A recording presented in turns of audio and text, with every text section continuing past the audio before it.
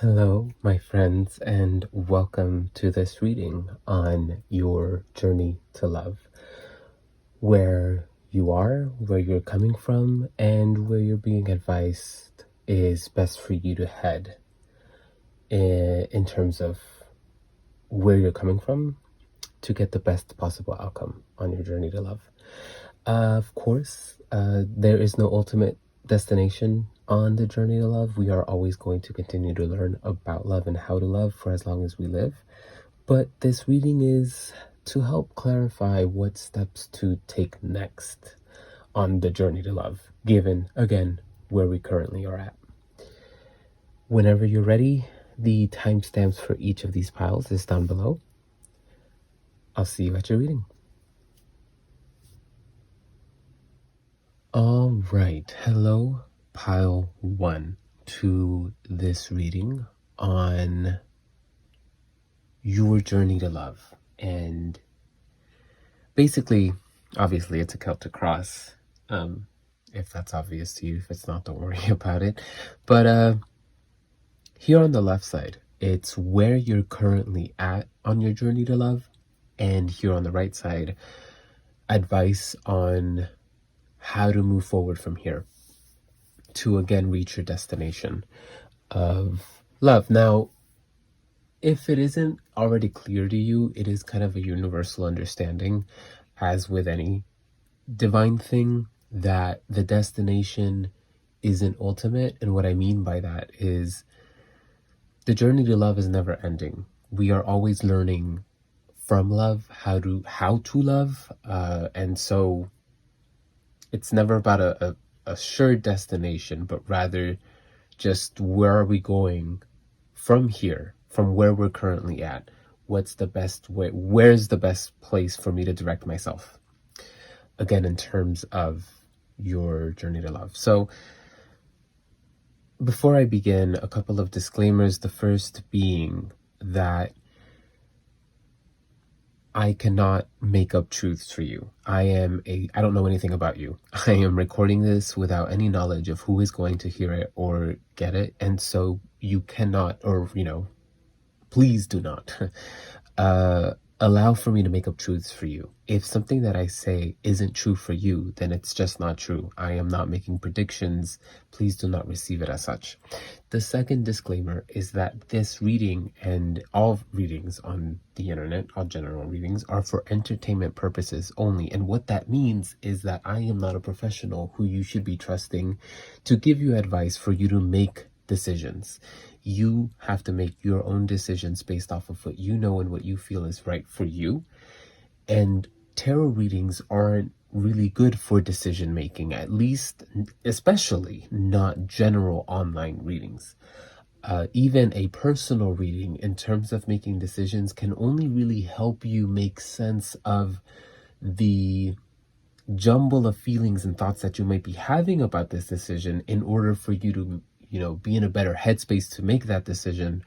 But again, I cannot make decisions for you. I cannot make up truths, and I cannot make decisions for you. That is all on you. So the point of those disclaimers being that I'm doing my part by divining what's coming through as wisdom for you to receive about this topic, your journey to love. It is up to you to then take what is being said here in this reading and translate it and to your life and to your experiences on the matter. All of that being said, let's get started on this reading. Now, really cool that, let's just look at it. We have a whole bunch of Wands cards. We have 1, 2, 3, 4, 5, and 2 majors. And one of the majors, the figure is holding wands. We have 2 swords cards, which are right next to each other really neatly on this corner in this portion of the reading. And we start with 2 pentacles cards, and the very last card is also a pentacles card.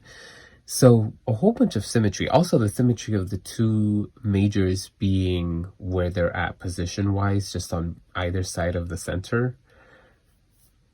Beautiful symmetry.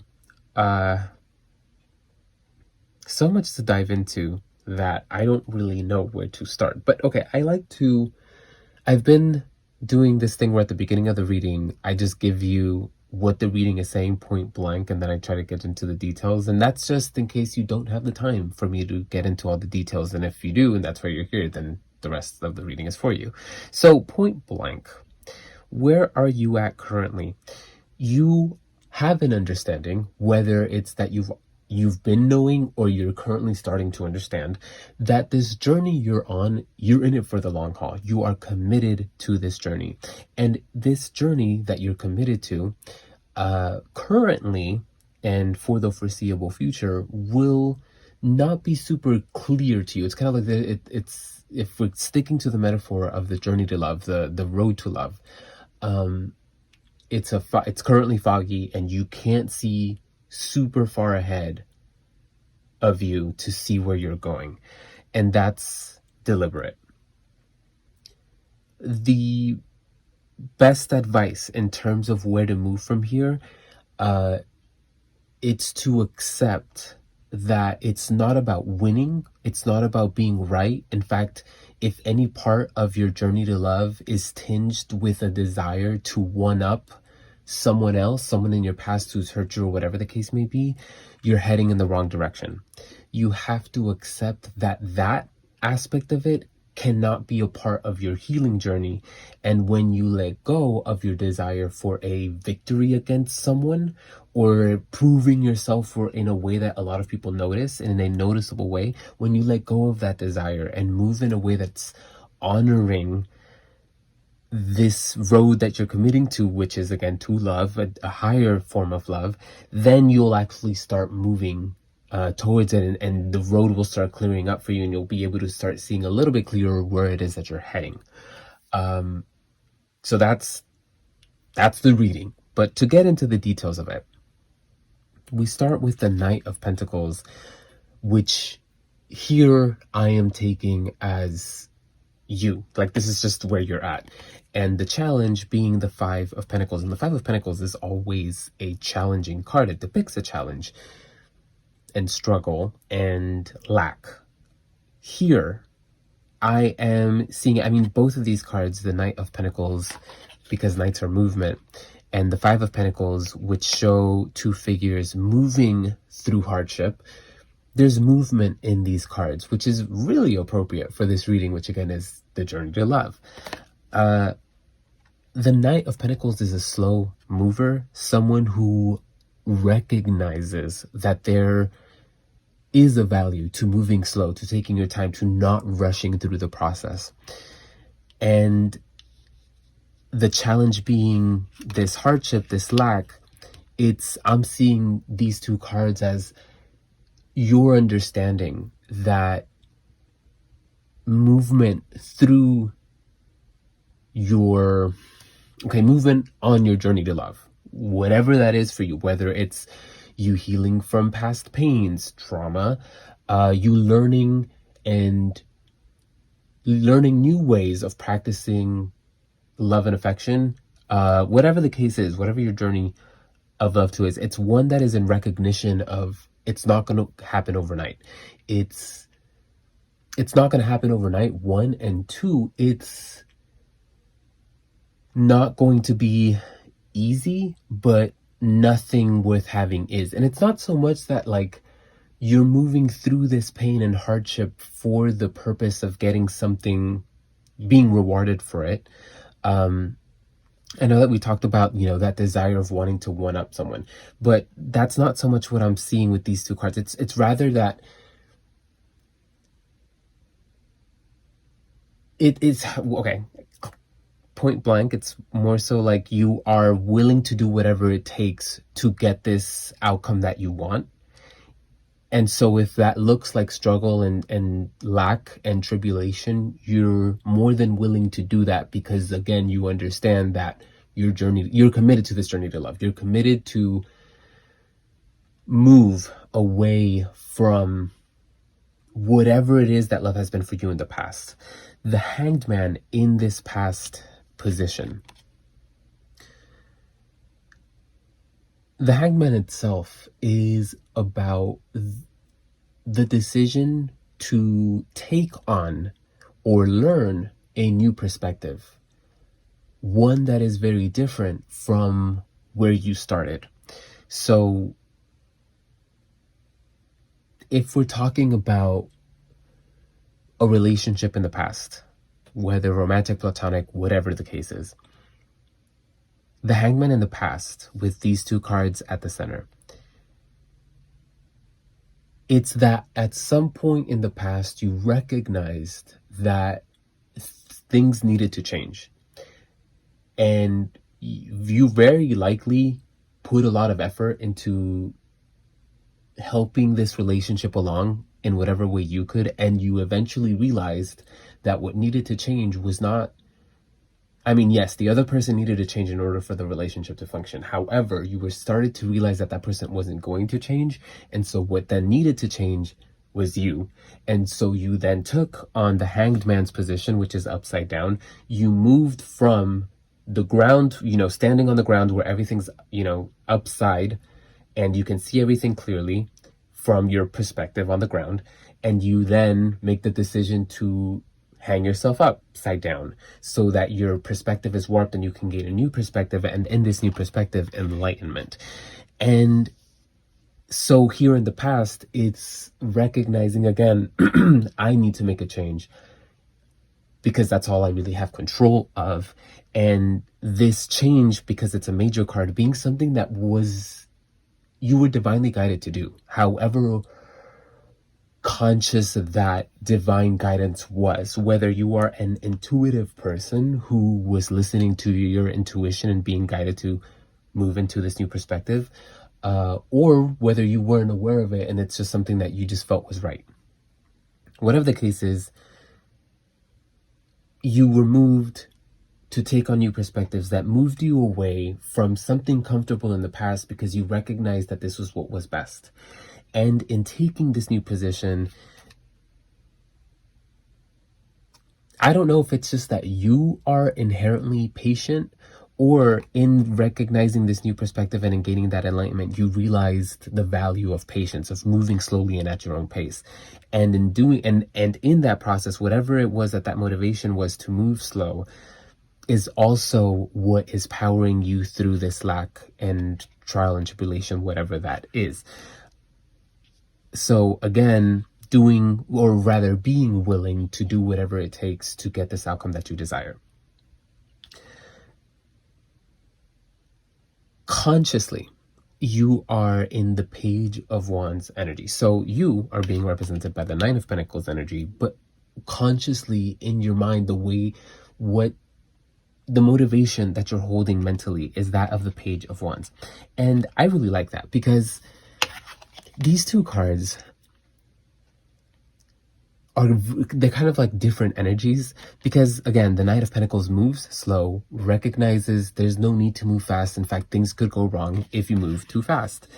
The Page of Wands is energy that is not afraid to move because they have faith and confidence in either themselves or what they have faith in, divinity, God, whatever the case is. And so it's confidence to move. Both of these figures are confident in their movements, but the motivation behind that confidence is different. The Knight of Pentacles' confidence comes from knowing that the way that he is moving, that they are moving, that you're moving, is the best way because of experiences. The Page of Wands is a confidence because of the faith that they hold. The Knight of Pentacles is a confidence of movement because of what they know, what they've learned, what they've experienced. So there is a confidence in the way that you're moving currently, at whatever pace you're moving, because of what you've gained in knowledge and the new perspectives that you've put yourselves in, and those experiences and everything that you've learned from that. It's given you this confidence in self. And so the Page of Wands just is equipped with nothing but their wand in this barren desert. So, and they're just looking at their wand because they know that this is the source of, this is their resource. This is the only resource that they need, their magic. And that's faith. They know that in this barren wasteland, this wand will provide sustenance, water, whatever. It's magic, so it will provide. It's just faith. So there's, again, a lot of confidence and willingness to move through whatever is presented in front of you. So even though you can't clearly see what's ahead of you and where you're headed, you're willing to move through that because you're just, whatever it is that is really moving you through it, whether it's just like, what's behind me, I'm just ready to move past it, so let's go, or because you are inherently, like not inherently, but deeply intuitively being told or reassured that where you're headed is so much better than where you've been.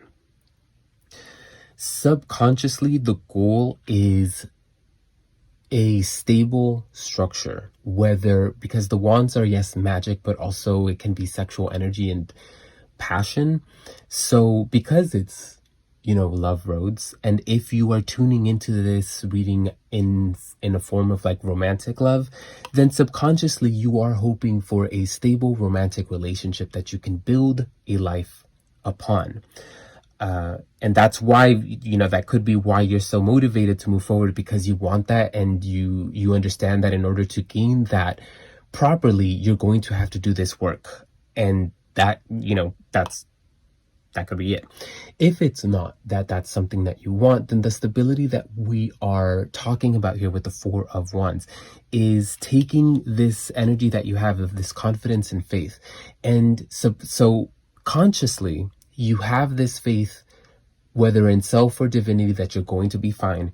Subconsciously, you are hoping not only that this faith will be rewarded, which you know that it will be, but you're hoping that that the rewards of this faith are enough for you to build something stable upon, which is a fair thing to want. That's a wonderful thing to want. Please continue to move that way if you are. Whatever the motivation here is, to want stability is a good thing. Like a lot of people don't really care whether they get stability. They're just satisfied with getting.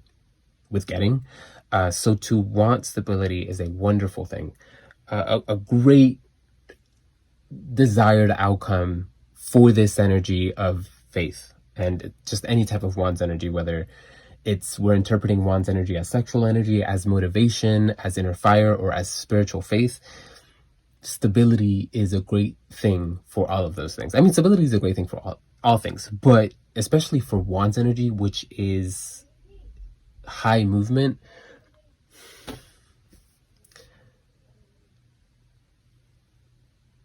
Stability is, again, a wonderful thing for Wands energy. We move into the world, which is reversed, and this isn't...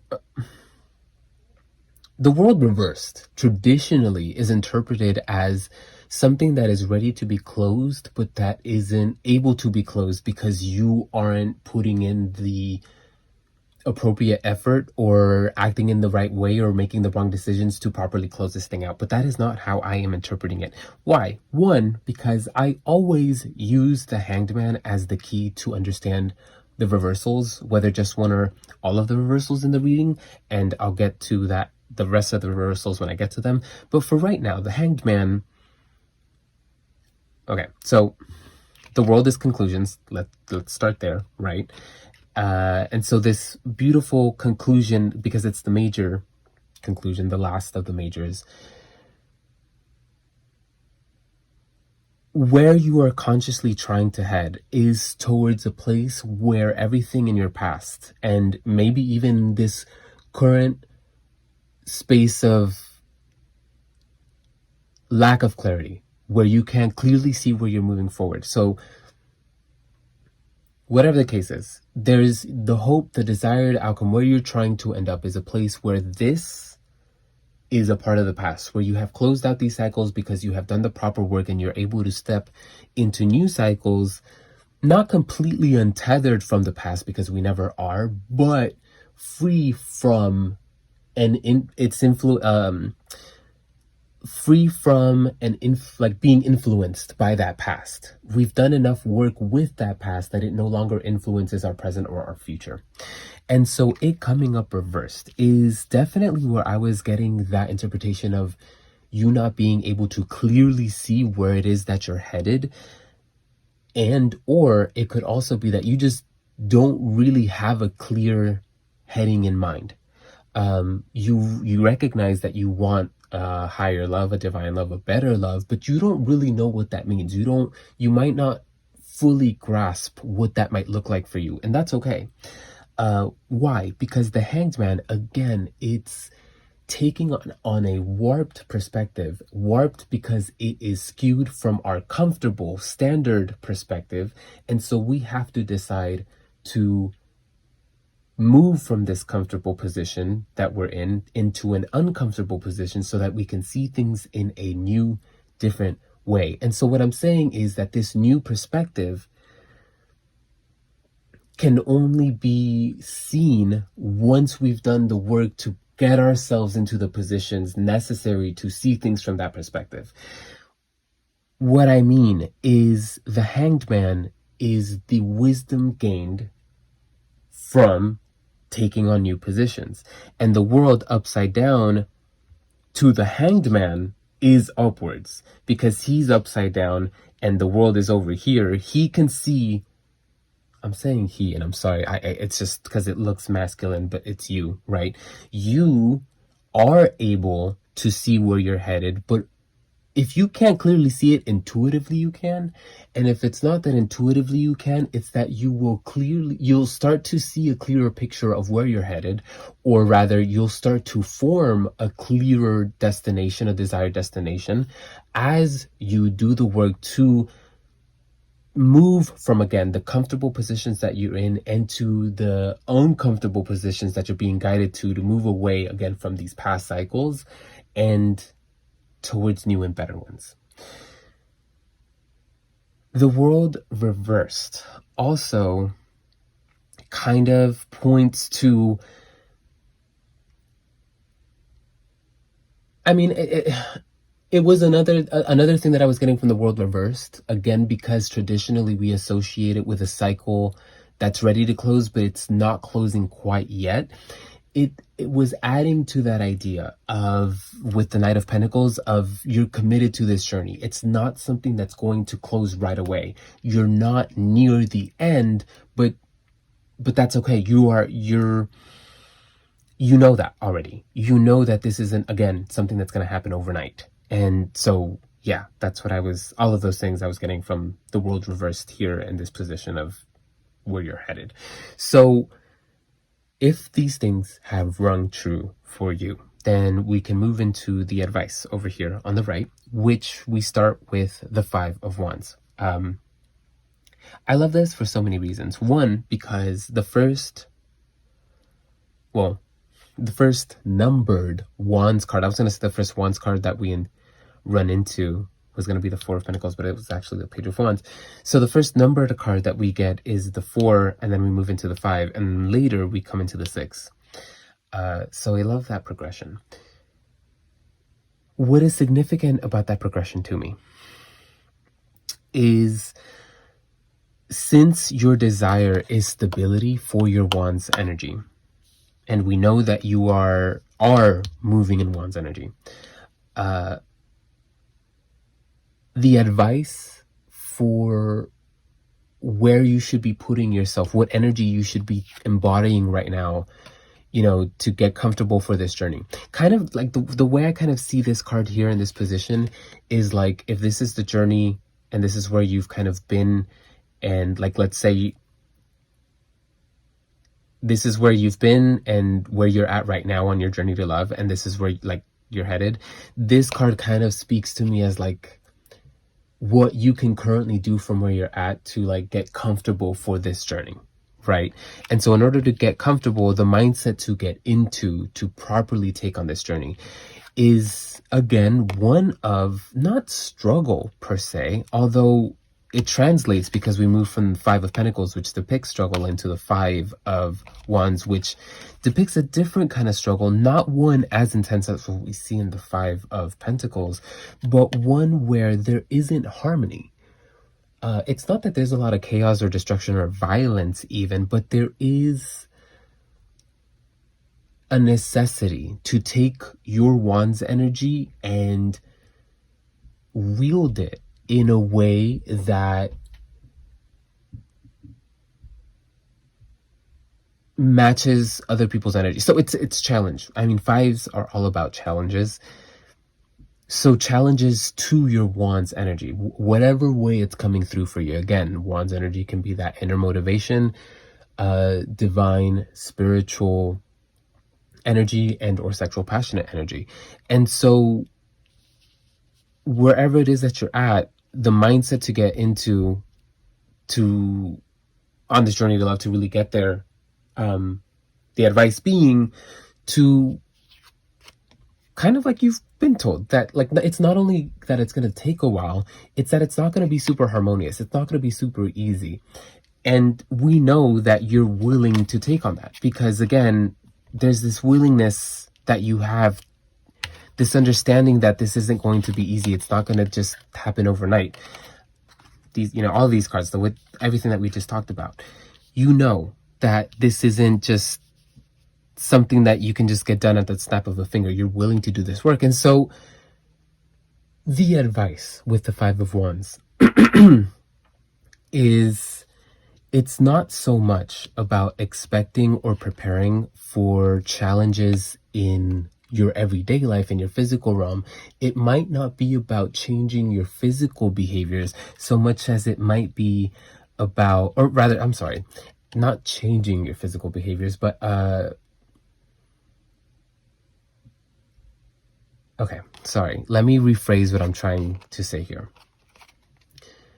The Five of Pentacles here as the challenge, you're interpreting, or the way that the mentality that you're in currently about on your journey to love, you're expecting trial and tribulation. You're expecting that this is going to be you're expecting for your healing journey to be as traumatic and as challenging as what you are healing from. And the Five of Wands is saying, it's a challenge, yes, to heal, but the healing is more internal. The healing is uncomfortable on the inside. The healing isn't going to be something that you experience in your everyday life in the physical realm so much as it's something that you're going to experience internally. And so you might miss it. It's not that you're going to miss it. It's rather that if you aren't consciously aware and consciously intentional about this work being internal, then you might be wasting a lot of your energy expecting and preparing for these challenges in the physical realm rather than expecting and preparing for these challenges internally. So some examples, and don't allow for this example to skew something if you already are getting something intuitively. But okay, one example that I'm getting with the expectation versus what you're being told to expect. You might be expecting that through this trial of healing, through this healing process, that,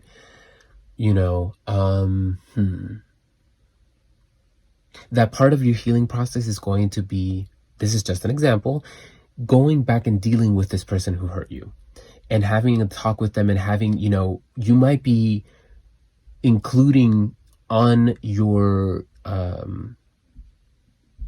objective list of your healing journey. You might be like, oh, I won't be truly healed until I can face this person and, either give them a piece of my mind or, whatever the case is. But you might be including that as part of your healing process where you have to face this person, something in the physical realm, where you're being told really what you need to be preparing and really working on is what's blocking you internally. What is blocking you? Again, your Wands energy, whether it's that you are sexually or passionately blocked.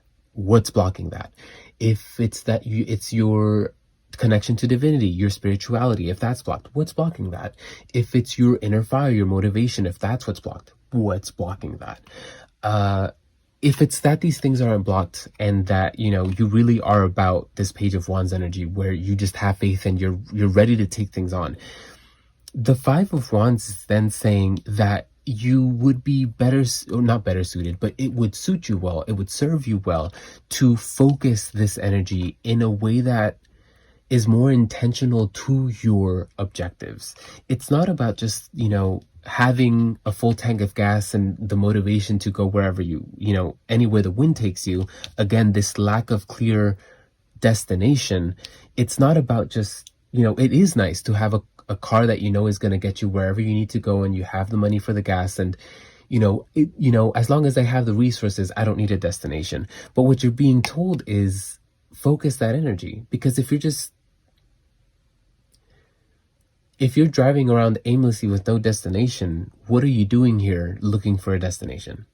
The thing is, and internally, intuitively, where it is that you want to go. Whether you're aware of that consciously or not, your body, your soul, your heart knows where it is that you're wanting to head. Why do I say that? Because of all the wands energy, but also because of the Hanged Man. Again, that wisdom gained through the work done. And that work, we're now realizing, is internal. So if you are struggling with this journey to love because you don't have a clear direction, or if you're okay with not having a clear direction so long as you're moving away from the past, you're being told you actually do need to have, or you would benefit a lot from having a clear direction. And again, like we said in the beginning, the journey to love isn't ultimate. It's not about getting to that destination and then it's over. But it does help to have at least one destination and then head in that direction. And when we get there, then make plans from where to move from there. And maybe you don't have to wait until you get there to make the plans. You might be making those plans as you're heading in that direction.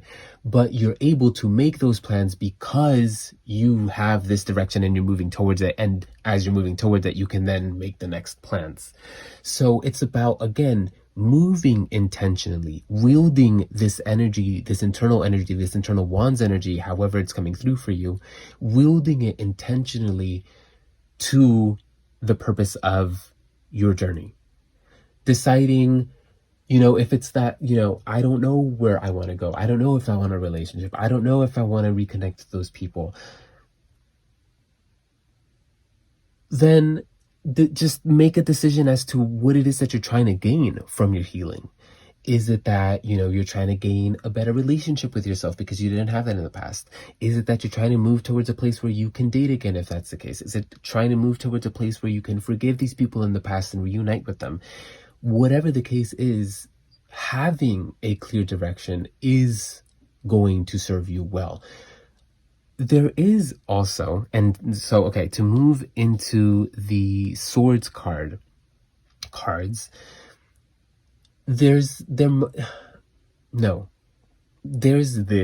fear of wanting,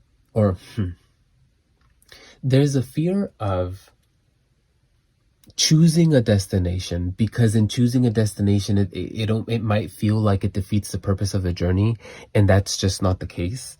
Because again, the journey is never ending. We will be learning about love and about it and how to do it till the day that we die, because that's just how it is. That's just life. The Queen of Swords, reversed. Upwards, her head is above the clouds. She has a clear mind and clear intention, and she knows how to wield her energy and her intellect to the purposes of her goals. Reversed, then, the clouds are at the top of the card, and so that's the fog that I was getting with, not having that clear direction. The swords being the mental realm, and so the mental realm, both of these, the swords cards being reversed, blocked, the mind not being clear. So the lack of direction, or maybe the fear to commit to a direction might be stemming from an unclear mind. There might be a lot of thoughts, a lot of memories, a lot of things in your mind that you are having trouble sorting through. And because you're not dedicating enough of your time and energy to sorting through this mental matter, it's standing in the way of the rest of your work. So maybe that's kind of what I'm getting, where you might not want to pick a clear destination because you don't have the mental capacity to pick a clear destination because your mind is so overwhelmed by all these other things that it's trying to process. You might be the type of person who thinks that processing your emotions is just thinking about them and rationalizing and understanding everything that you can about them and nitpicking through all of your memories and all of your thoughts to really juice them of all the data that you can. And as soon as you can document all of your thoughts and feelings about it, then you think, okay, I'm done processing my feelings. And no, understanding rationally your feelings isn't the same as feeling and processing them through your feeling stations, aka your heart. And so if you're an overly rational person, part of what might be blocking and making this journey to love more difficult is your commitment to take this journey rationally, where a road to love has to be taken emotionally. Yes, our mind and our rationality is always a tool at our disposal and should always be employed. And you have great mental capacity because your mental capacity is being represented by the Queen, a monarch of swords. So there is a mastery that you possess mentally, but you're misapplying it here. It could be that, okay, this is just a random example. If you are a man, if you identify as a man and understand how the patriarchal thinking and masculinity shapes men, then part of what the Queen of Swords is saying is how the way that masculinity only allows you to move certain ways is what's standing in the way of you moving properly. So apply that whether you're a man or not. It could this mental conditioning that stands in the way of effectively moving on this journey to love. Aside from that, these two cards speak I always interpret them together because this card here is advice on what mentality to get into, and this card is the environment, what the environment you're currently in is asking of you. So yes, the Queen of Swords reversed, I was getting that interpretation of the fog overpowering the clarity of mind, but the reversal, it's where I was getting the surrender of rationality. And again, it's not that I'm saying never think rationally again. No, that's literally not anything that I said at all. Again, what I was saying earlier, where your dedication to rationality may be one of the blockages that's making this journey harder than it needs to be.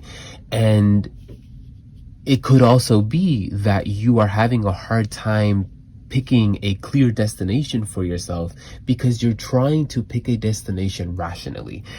You're trying to pick your outcome rationally. So if it's that you've experienced heartbreak with, a romantic ex, rationally, you might be thinking, well, I never want to be hurt like that again.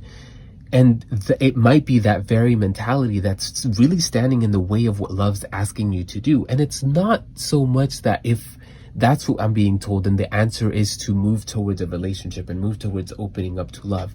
That, let's not try to take things in such black and white terms. Rather, what the Queen of Swords is saying is, again, that you might benefit from loosening the grip on that commitment to taking this road as intellectually as possible. Or let me rephrase that. You would benefit from questioning how your rational mind, how your commitment to rationality is standing in the way of this particular journey. Not surrendering your intellect or your rationality, but understanding or questioning how it might be standing in the way in this particular circumstance.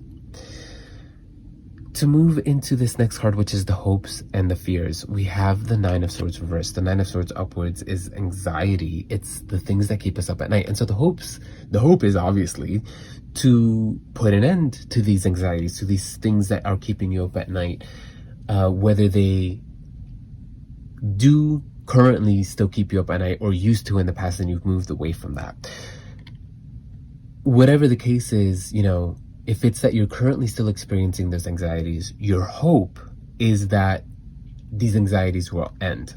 And if these anxieties have already ended and you've been in a good place so far, the hope is that you won't return to that space of anxieties. The fear applies to both camps, whether it's that you are hoping for the end of anxiety or that you are happy for the end of anxiety. The fear is what the end of anxiety means. It could be that on some deep level, you're afraid that when you stop being anxious about this, you'll stop caring about it. And that's a really tricky thing. If you don't immediately understand what I'm saying by that, it's not for you. But if you do understand what I'm saying, give yourself grace. Understand that your body, yourself, if you are used to holding on to hope for something or someone, it's going to take a while for you to get used to not hoping for that anymore. And so if you aren't fully there yet, where you are ready to let this thing go to the point where you don't care if you don't care about it anymore, it's okay. That's the point of the journey, that you're moving towards it. Okay. And if it's not that, the fear is just, once I'm not anxious about this, it could be that you're afraid of what anxieties might lay in your future once this stops being the main course of your anxieties. Okay. The final outcome, these three cards.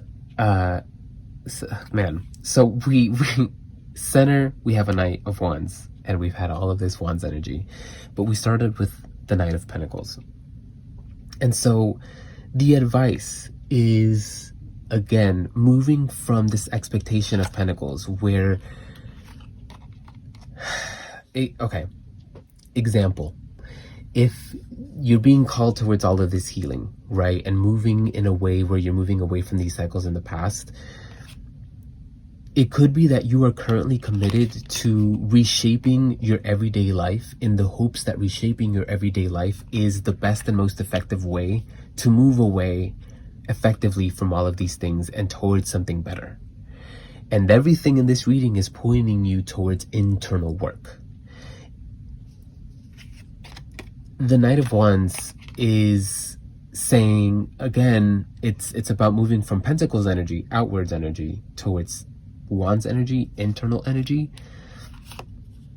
But it's also about, or advising, to take your faith towards the next natural step, whatever that means for you. So we were giving those three main interpretations for Wands energy. If it's sexual, if it's your passionate energy, the next natural step, wherever you're at, let's say you're single, you've been single because you've been healing from all of this. Maybe the next natural step for that passionate energy is giving it an outlet. So it could be about taking a lover. It could be about finding relief in whatever way, you're willing to explore, whether with a person or not. Giving that sexual passionate energy an outlet for it to develop into something else. So, it could be about taking a lover. Whether you're ready for that to develop into something else or not, that's going to depend on you. But the next natural step to that, if it's that the Wands energy is your spiritual energy, your spiritual motivations, your connection to divinity, taking that to the next natural step. Dedicating more time, dedicating a time every day, once a week, once a month, whatever the thing is for you, and actually dedicating it, not just holding this faith and divinity internally, but moving it into a more action-oriented way, something that your gestures and your movements reflect this internal connection to divinity and spirituality. If it's that the Wands energy is talking about that inner fire and motivation, taking it to the next natural step. What are you motivated about? If it's that you are, whatever fuels this faith, whatever fuels your confidence in self. So let's say,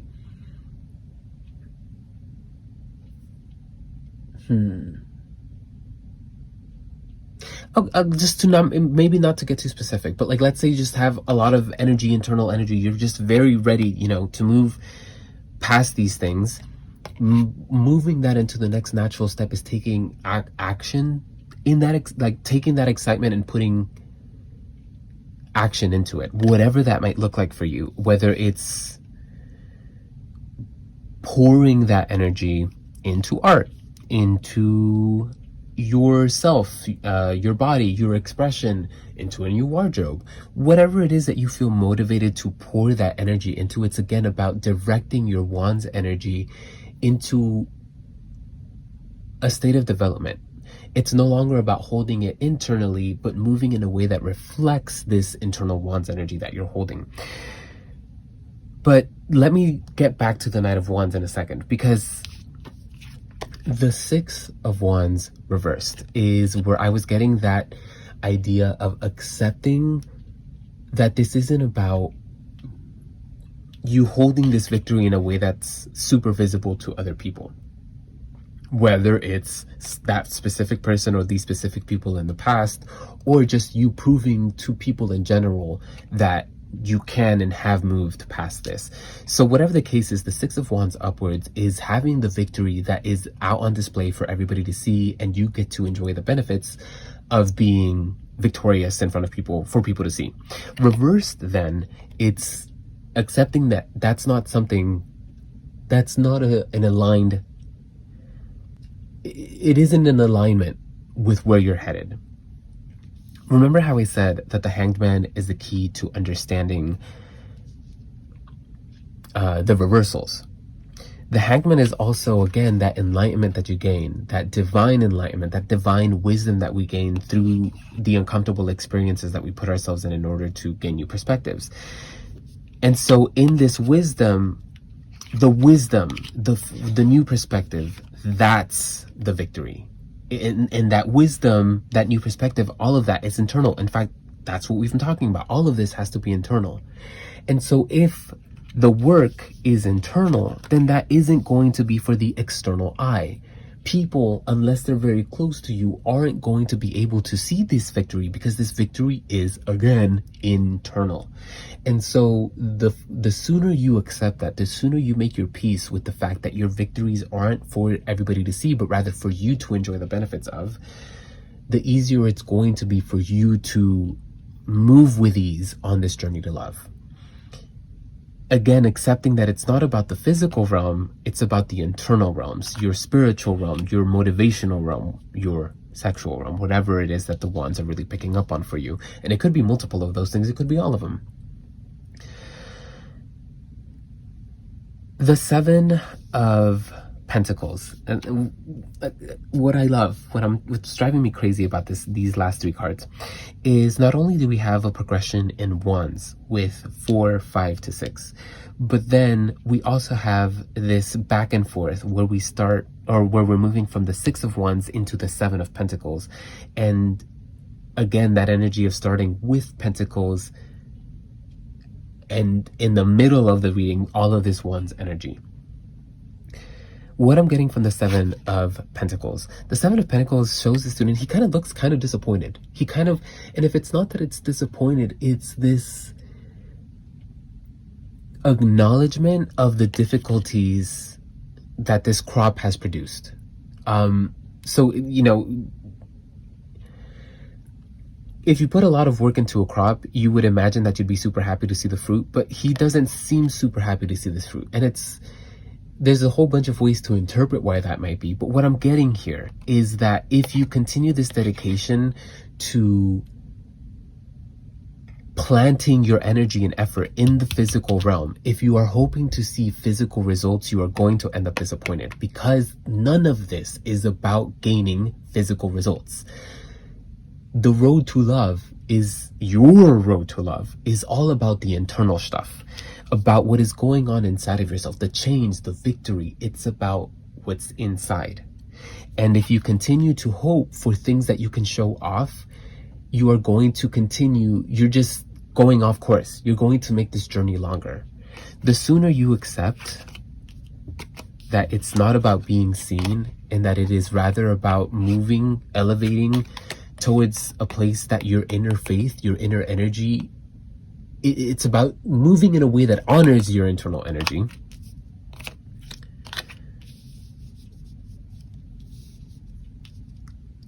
Then it's in that way, that's the victory.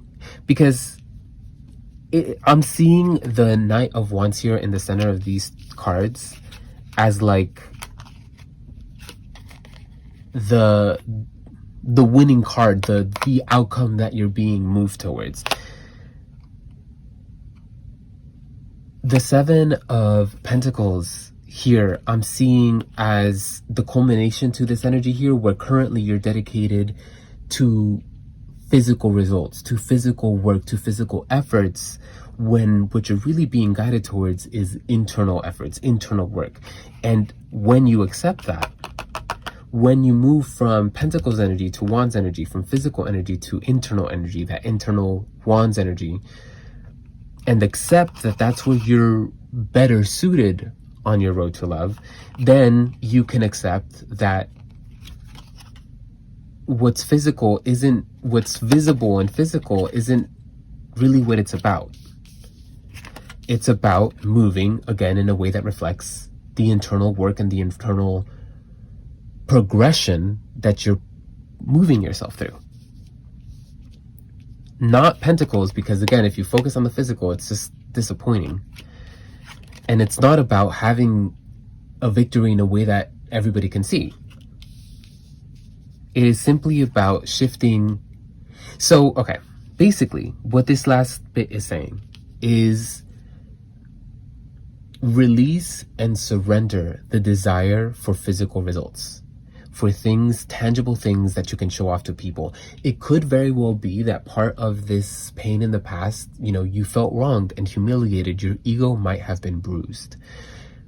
Your journey to love is about you surrendering your need to patch up your ego, to get people back for hurting you in the first place. Let the universe take care of them in that. All you have power over is yourself, and this reading here is clearly stating that that is where you are better suited placing your energy, not in trying to prove to other people that you're healed and that you're so much better without them. Fuck them, forget about them. This isn't about them, this is about you. And the sooner you realize that this is all about you and your internal processes and your internal structures, the faster you'll get to this outcome where you gain these elevated perspectives. And in gaining those elevated perspectives, you also gain, because again, he's upside down, so he can see that reversal, these conclusions and the ending of those cycles. And the transformation that all of this is leading to, a transformation in which this, where you're currently at, where you're moving from your set expectations into the ones that you're being guided towards. That's a transformation where, I mean, it feels needless to say, and that's why I'm having such a hard time saying it, because it's so obvious, but like, that's the outcome. That's the goal, is once you accept the internal work, that it's about elevating yourself for yourself and not to show off. That's when you'll unlock this transformation and move into the new cycles that that's what came through, that you're so desperate to achieve. So if you're convinced currently that what you want is tangible proof of how great you are, understand that the sooner you release that, the sooner you'll get to your goal. It's almost like that's the thing that stands in your way. And the sooner you release the need to vindicate yourself, that's when you'll really get to unlocking what it is that it's all about, which is internal, yourself. Proving to yourself and yourself alone that not only are you capable of taking on all of this work and, the transformations, we know that you're capable and that you're willing to do this work. We know that you're being guided successfully by divinity to take new perspectives and to have faith in yourself and what you're doing and to seek proper outlets for what it is that you're feeling and what it is that you're doing. You're doing the work. You're willing to, but you're being guided now. You're being advised that all of these efforts, they're better suited if they're more sharply intentioned, more intentionally held and wielded, not towards the goal of vindicating yourself and proving to your exes or others who it is that you are and what it is that you can do. It's not about them. Once you start shifting focus and understanding that this healing process is for you and you alone and to your benefit and for your benefit alone, that's when you'll really start getting into that fast track of moving aligned, moving in alignment. Why am I connecting these cards? Because they're both spiritual. The wands, again, are all about spiritual energy, that inner fire, motivation. The Hanged Man is enlightened. And so the Hanged Man is enlightened. The Knight of Wands is action that is enlightened oriented action. And so when you accept internally to intentionally move in alignment to this enlightenment and to this internal work, that's the outcome. The outcome isn't the journey. On your journey to love, the outcome should not be getting to a place where you're so much better than them without them and you can prove that. That already is true. No matter what you do, that already is true. Let go of, release other people from this internal work, because all of this is about you. And the goal isn't getting to a point where you're so great that you are like going to show off to people. That's very likely already going to be true. The goal is to move you away from that mentality and shift your focus to your internal work. And that's the goal. That's the advice that all your journey to love right now, what'll suit you best is to do the work necessary to shift yourself away from a place where you want to prove things in a tangible way and you are doing things for yourself, by yourself, basically. Not by yourself alone, but like you're doing these things that are for you, you're doing them. You're not relying on other people to do it for you. You're not relying on other people's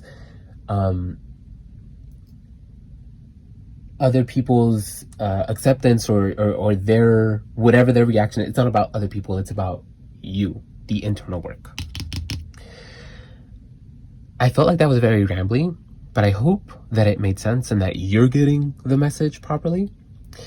And I really, really hope that this helps, as always. I will catch you on the next one. That is all that I have for you.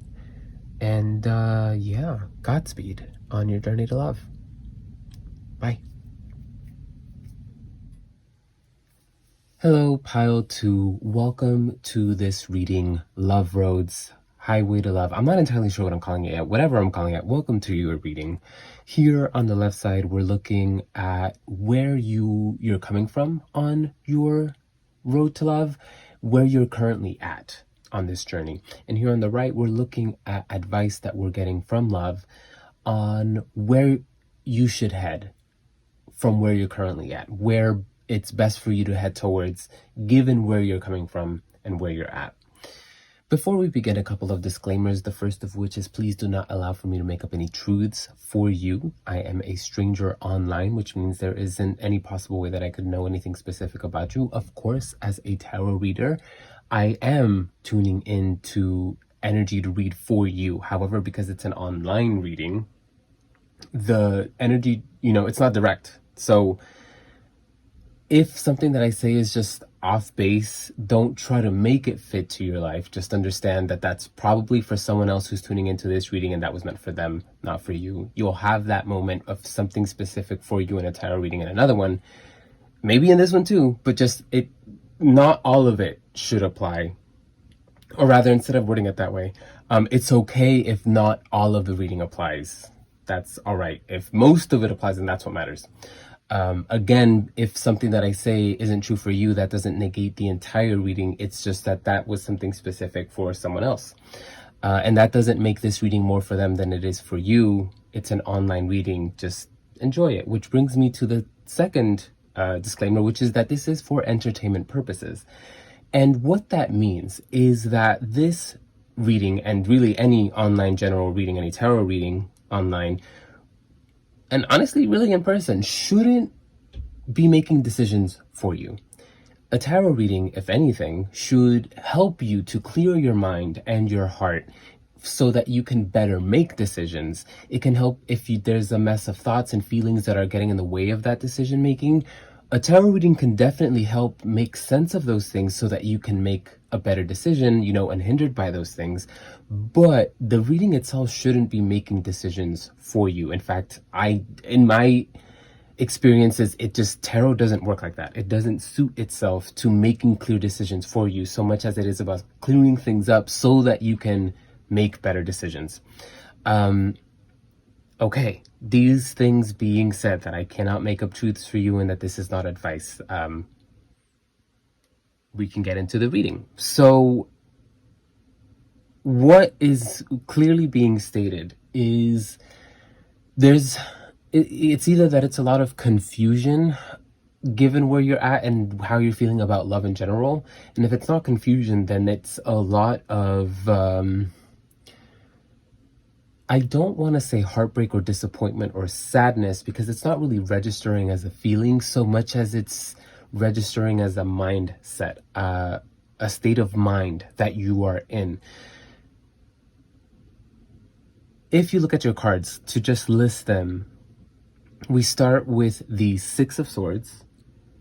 We go into the Knight of Wands, the Two of Wands, the Page of Wands, the Ten of Swords, the Moon, the Hanged Man, the Three of Swords, the Lovers reversed, the Emperor, the Eight of Swords reversed, and the Nine of Swords reversed. Now, if you weren't paying attention, let me just point out, you have no Pentacles cards and no Cups cards. You have Majors, you have Wands, and you have Swords.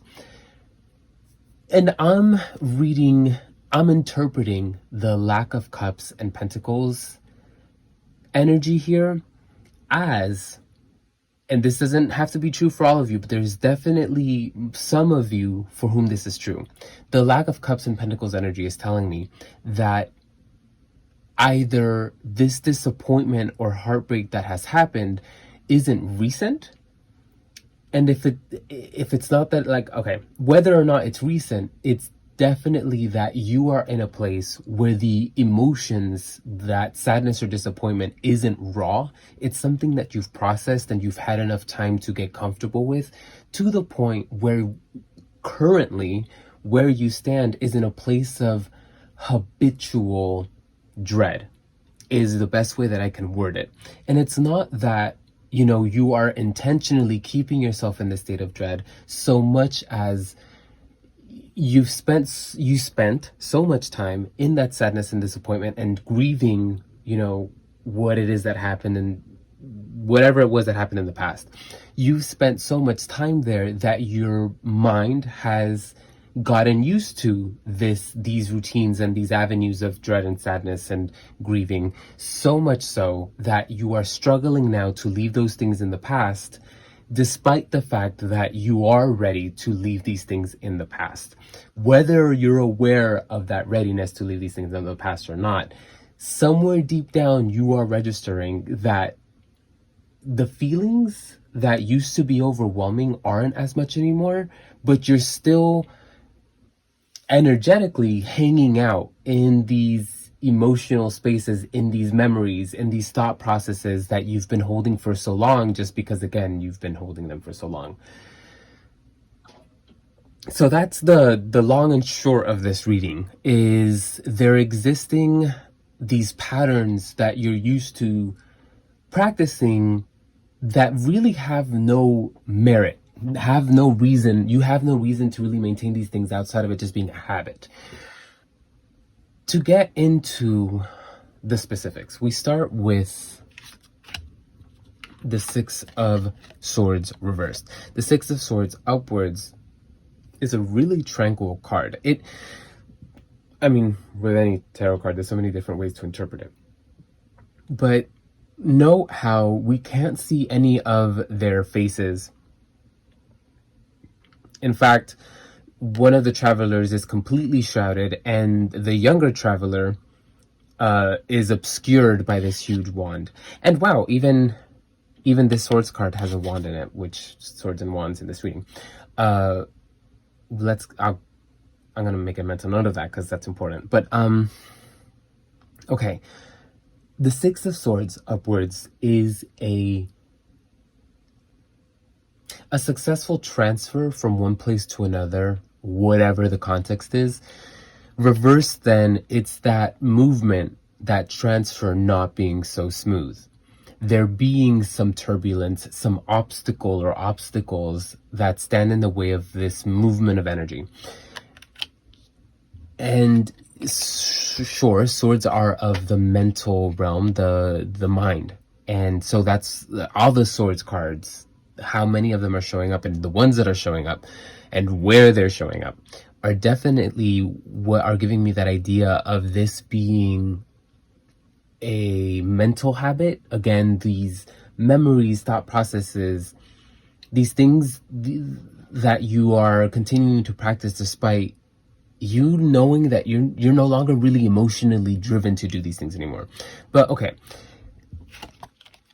the Six of Swords is coming up reversed, which again is indicating a less than smooth ride, a less than smooth transition from those past cycles into new ones.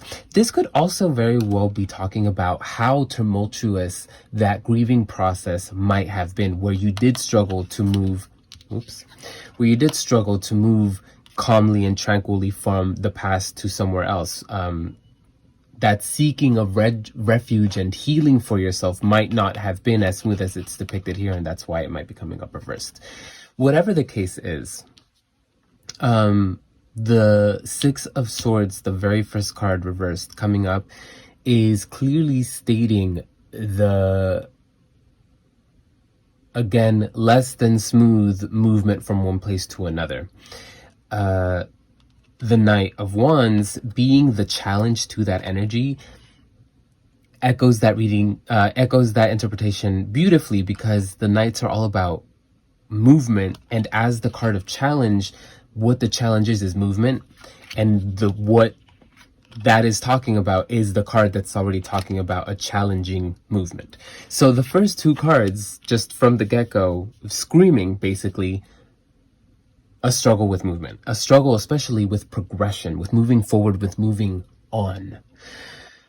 In the past, where you're coming from, where you started, the Two of Wands, the Two of Wands upwards depicts someone who has acquired enough for them to be able to acquire more, to reach for more. So kind of like how there's that euphemism, in order, you got to spend money to make money. By those terms, by that definition, you have to first have that money if you want to make more money, and so you got to figure out how to get that money first. And so this one wand represents that first money that you're going to use to get more money. And so that's the energy here, where you're building off of one thing that's happened to successfully, or not successfully, but to propel yourself to move towards this thing that you want. Reversed, then, it can definitely indicate a failure to acquire this thing that you are desiring, but that's not so much how I'm reading it here, especially since this reading is all about the journey to love. I'm kind of looking at this reading as a map of, like, you are here and this is where you're trying to go. And this card here of the past and where you started, and especially this card, which is all about new beginnings, and it being in the position of beginnings reversed. How I'm interpreting that is, it's not so much that you didn't successfully reach where you wanted to go. And that could be true if it's, if your goal was that successful relationship and that didn't pan out. That could be true, but that's not what I'm talking about here. The Two of Wands reversed here, instead, I'm getting as, after that happened, after that relationship or whatever that disappointment is, after that thing happened and it disappointed you and it left you in this state, you never really sat down with yourself and determined where it is that you wanted to go. And that's fair. When there's heartbreak and we're overwhelmed emotionally, it is really difficult to make decisions and, make any decisions or rather feel or think anything outside of that overwhelming thing that we're really pressed about. So that's what this card is picking up on how you're kind of lost now and unmotivated, and you're struggling to progress because you haven't really picked a direction. It's kind of like getting on a boat or getting in a car or whatever kind of vehicle and just sitting there. The car is on, it's warmed up, it's ready to go, you've got gas, you've got everything you need, but you haven't decided where you're going. You never really decided what the plan was for the day. You just kind of got ready, got in the car, and that was it. You don't have work today, you don't have anywhere to go, so you have to make the decision of where you're going to go, but you haven't done that. You never did that. And because there's that lack of clarity of direction, or rather just a lack of direction, you're not moving, you're not going anywhere. But let's continue, because everything else kind of piggybacks off these first three cards. The card over here, the Page of Wands reversed, the position is your current, this is you. On that map that I'm talking about, I'm seeing this reading as a map. This card is the You Are Here card. And so the Page of Wands upwards is an energy of courage. It's, why? Because he's in a barren desert, has no supplies, just the clothes on his back and this wand. But there is no worry on this person's face, on this page's face. Why? Because they know that this wand, and what's a wand if not, just something that produces magic. So it can manifest whatever one needs, right? So in a barren desert, if you have a magic wand, you don't need to worry, because this magic wand is going to provide anything you need. So it's about faith, and if not faith, then confidence in oneself and one's skill set and one's resources to be able to successfully maneuver through whatever they need to maneuver through. Reversed, then, it's not having that faith and or that confidence that you're going to make it through this all right. And so all of these first four cards are all saying the same thing in different ways. The lack of progression that's pretty much happening because there's no direction, and because you don't feel like you're capable and or ready to make this journey. Before I continue, I do want to say that on some level, that's not true, because you clicked on this reading that's all about the journey, your love road, your journey to love. So on some level, you do understand that you are ready to move on, and these cards are definitely reflecting that. And you tuning into this reading out of curiosity and still being tuned in this far in definitely means, whether you're aware of it or not, you are ready to move on. And it might not be that clear within you. It might just be that you're just ready for something to happen, any kind of progress to happen. But let's continue. This card up here, that position is the what's in your conscious mind that is helping to determine where you're at. Like, okay, the state of mind that you have occupied that has gotten you where you are today. So this, where you are now and where you've come from, this mentality is what's gotten you there. And I mean, the Ten of Swords. So we're talking about disappointment and something that's happened in the past. And here it is. Here it is beautifully depicted. Yes, also by the Three of Swords over here. And we're going to get to that in a second. But okay. Let's compare these cards.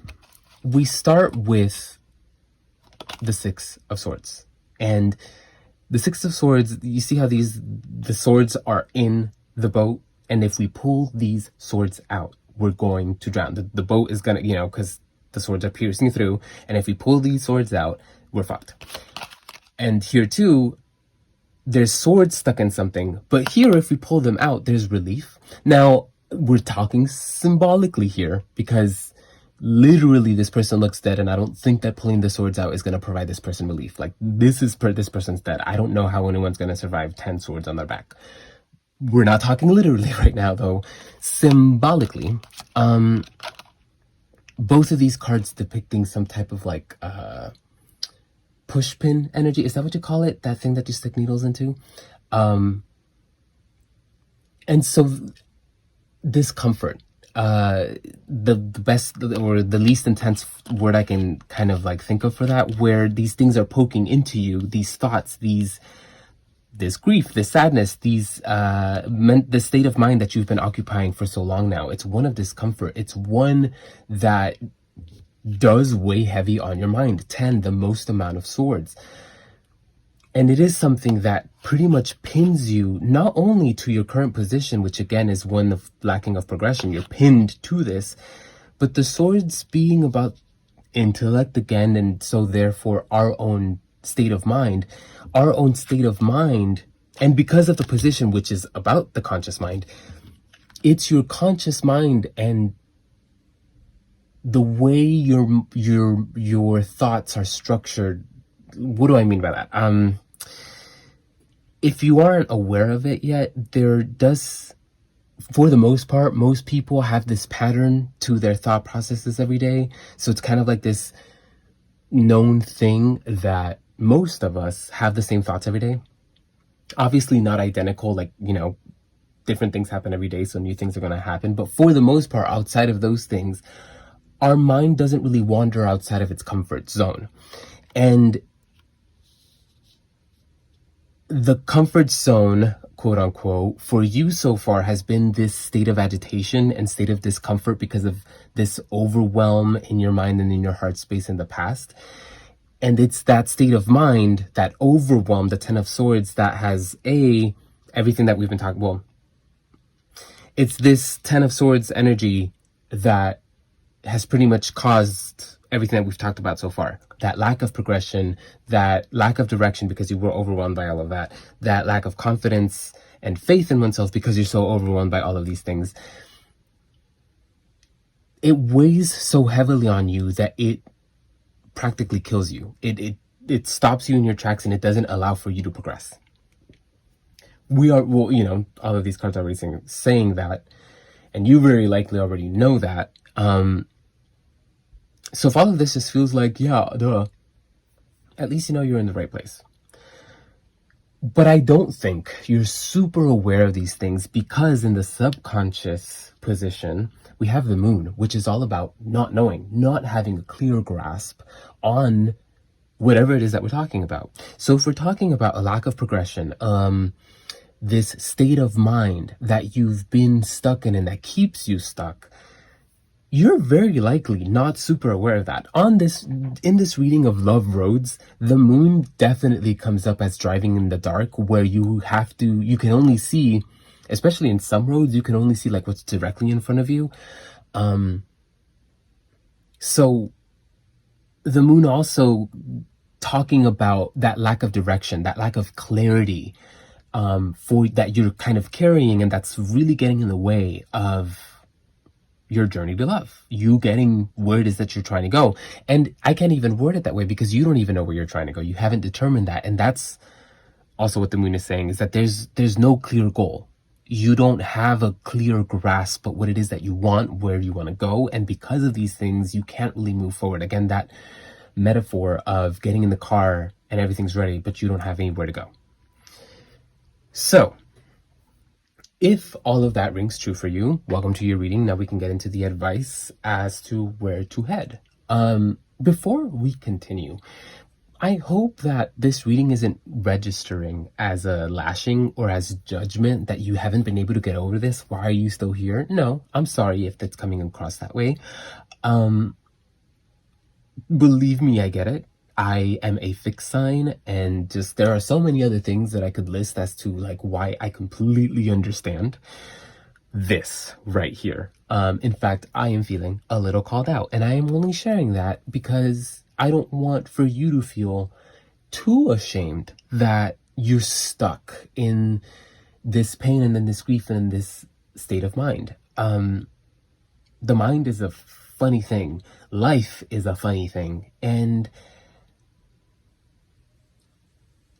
it's okay that you've been stuck here. And it's also okay for you to feel disappointed in yourself that you've been stuck here so long. What's not okay is for, like, there's definitely space for self-criticism, but we should prioritize self-improvement. And given, again, I'm going to keep on saying it, that you're here in a tarot reading, there is a pull towards self-improvement for you. So let's take a moment to acknowledge that and congratulate you for that. And really, let's just take a moment to just be, if not grateful, then just aware of the fact that these cards, and therefore divinity and therefore love, is letting you know you are ready to move on. And that's such a wonderful, beautiful thing to be told, even if it's coming across a little uncomfortable because you're kind of being told there's a lack of clarity and direction and all of that. But it is a beautiful thing to be told, hey, you are actually you're not overwhelmed by that disappointment, that sadness, whatever it was in the past. You are now ready, capable, fit to move on with your life. Let's get to that work. And so obviously it's your life and you get to move at your pace and, you know, when you're ready, but it is a nice thing to know that you are ready. So let's celebrate that. Let's get into the rest of this reading. So we go into the Hanged Man, and if this card over here is where are you now, and everything over here is advice, this card is definitely what mindset, what advice do you need for you specifically before you continue on this road to love. And the Hanged Man is the perfect response to that question, given what we've learned so far about how you're struggling to find direction. You're struggling to have faith and or confidence either in self or divinity. The Hanged Man. I mean, look, by definition, he's upside down, right? The Hanged Man is a figure who has surrendered progress in life or surrendered something to gain something. The mythology attached to this card, or one of the mythologies attached to the card, is that of Odin, when in order to gain the wisdom and the insight of prophecy that he's going to need to win the war that's coming up, he hangs himself from the world tree in order to gain the gift of prophecy, to be able to see the future, basically. And so he stays stuck there for like 3 days and nights, suspending his life for 3 days and nights, you know, suspending his power, suspending existing. 3 days doesn't sound like a lot. I'm sure there's some symbolism to that mythology. It could be that it was more than 3 days and nights. I really only know the schoolboy, you know, the censored school version of like most of these stories. So Please correct me if I'm wrong or elaborate on it if you'd wish. I should probably look more into it. The point being, the Hanged Man is all about a sacrifice in order to attain an elevated reward. Most of the time, that elevated reward is wisdom. All of the time, it's a change of perspective, because the Hanged Man is hanging upside down and therefore has gained a new perspective, and that new perspective has gained that enlightenment. So, what am I getting from the Hanged Man? Well, it depends on how the Page of Wands is applying for you. It could be that both are true. I'm going to basically separate it into three camps. Camp A, the Page of Wands, is talking about your lack of faith in something greater than you. In divinity, in love, in life, whatever it is for you, you're having a hard time having faith. Camp B, you are having an issue with self-confidence. It's that you lack the self-confidence. You don't believe that you have it in you to really move on from this, or you don't really believe that you have moved on from this. Camp C, both of those things are true. So decide which one of those camps you're in, and then we can get into the interpretation for the Hanged Man. If you are part of Camp A, where you are struggling with faith, the Hanged Man, and let me continue with that for this first camp where you're struggling with faith. That goes into two separate subcategories of two people where A, you're just not the type of person to have faith, and that's okay. It's okay that it's not for you to believe in a deity and give it a name, or, that could just not be for you. And if that's true for you, then what the Hanged Man is saying is you need to start looking outside of your immediate comfort zone for the answers that you're looking for. It's saying you need to get out of your comfort zone. You need to get uncomfortable in order to find effective ways to move past this. That's true for all of you, but if you have, if that lack of faith is talking specifically about you just not having a faith because that's just not your vibe, then that's what this is saying, and that's all that this is saying. If you're part of that second group where you can and you do or you have believed in, something that you can have faith in, something bigger than yourself, but you're currently struggling with that, the Hanged Man is specifically saying that the answers you're looking for are in that faith. It doesn't necessarily mean that you have to go back to a faith. If you've left it behind for solid reasons, leave it there. But there is definitely the sense of you needing to honor again spiritual training, spiritual knowledge that you have if you're going to successfully gain the answers from divinity, from spirituality. If you're part of Camp B, where the Page of Wands is talking about a lack of confidence in the self, the Hanged Man is stating that it's about building that confidence. Very random. The Hanged Man, I don't usually get this interpretation for the Hanged Man, and I don't think I've ever seen anybody else get this interpretation for the Hanged Man. I could be wrong. But the Hanged Man, above all of, beyond all of the traditional interpretations, here specifically in this moment, I'm getting it as kind of like a workout. Kind of how, people hang from things, like when they do those pull-up chest thingies, you're hanging from something, or gymnastics, you're hanging from things, rock climbing, so athleticism. So I'm definitely not saying that, in order to build your confidence, get fit. No, that could be true, but that's not what I'm saying here. But rather, like exercise is difficult if you're not used to it, and exercise is about training oneself through difficulty in order to get better and stronger at something. That's what this is talking about in terms of self-confidence. If you aren't used to having self-confidence, it is going to be very difficult and uncomfortable to become self-confident, because so far you've only held yourself in terms of a lack of confidence. And so it's about, like exercising, doing it and practicing it to the point that you get used to it and stronger in it. So whatever camp you belong to, however the Page of Wands is coming through for you, the Hanged Man is basically talking about you putting yourself or moving yourself beyond your comfort zone, beyond what's you're used to in order to get the ball rolling, in order to get going somewhere effectively. Again, whether the leaving your comfort zone is, literal, and you're looking for those answers in your mundane life, and it could be about like meeting new people or hanging out with no, I was gonna say hanging out with like someone who's been trying to invite you out. That could be true. I don't know what that's going through, but like just how sometimes you close yourself off from new experiences because you're afraid. The hanged man is definitely being like, okay, you're gonna be uncomfortable no matter what. Just go and do it anyway. Just experience things. And so again, whatever camp you are part of, the hanged man is all about getting out of your comfort zone, moving from this space that you've been occupying and moving into a place where you get to see things differently, so that you are experiencing things beyond what you've been experiencing so far within your comfort zone. And that's the advice directly to you on what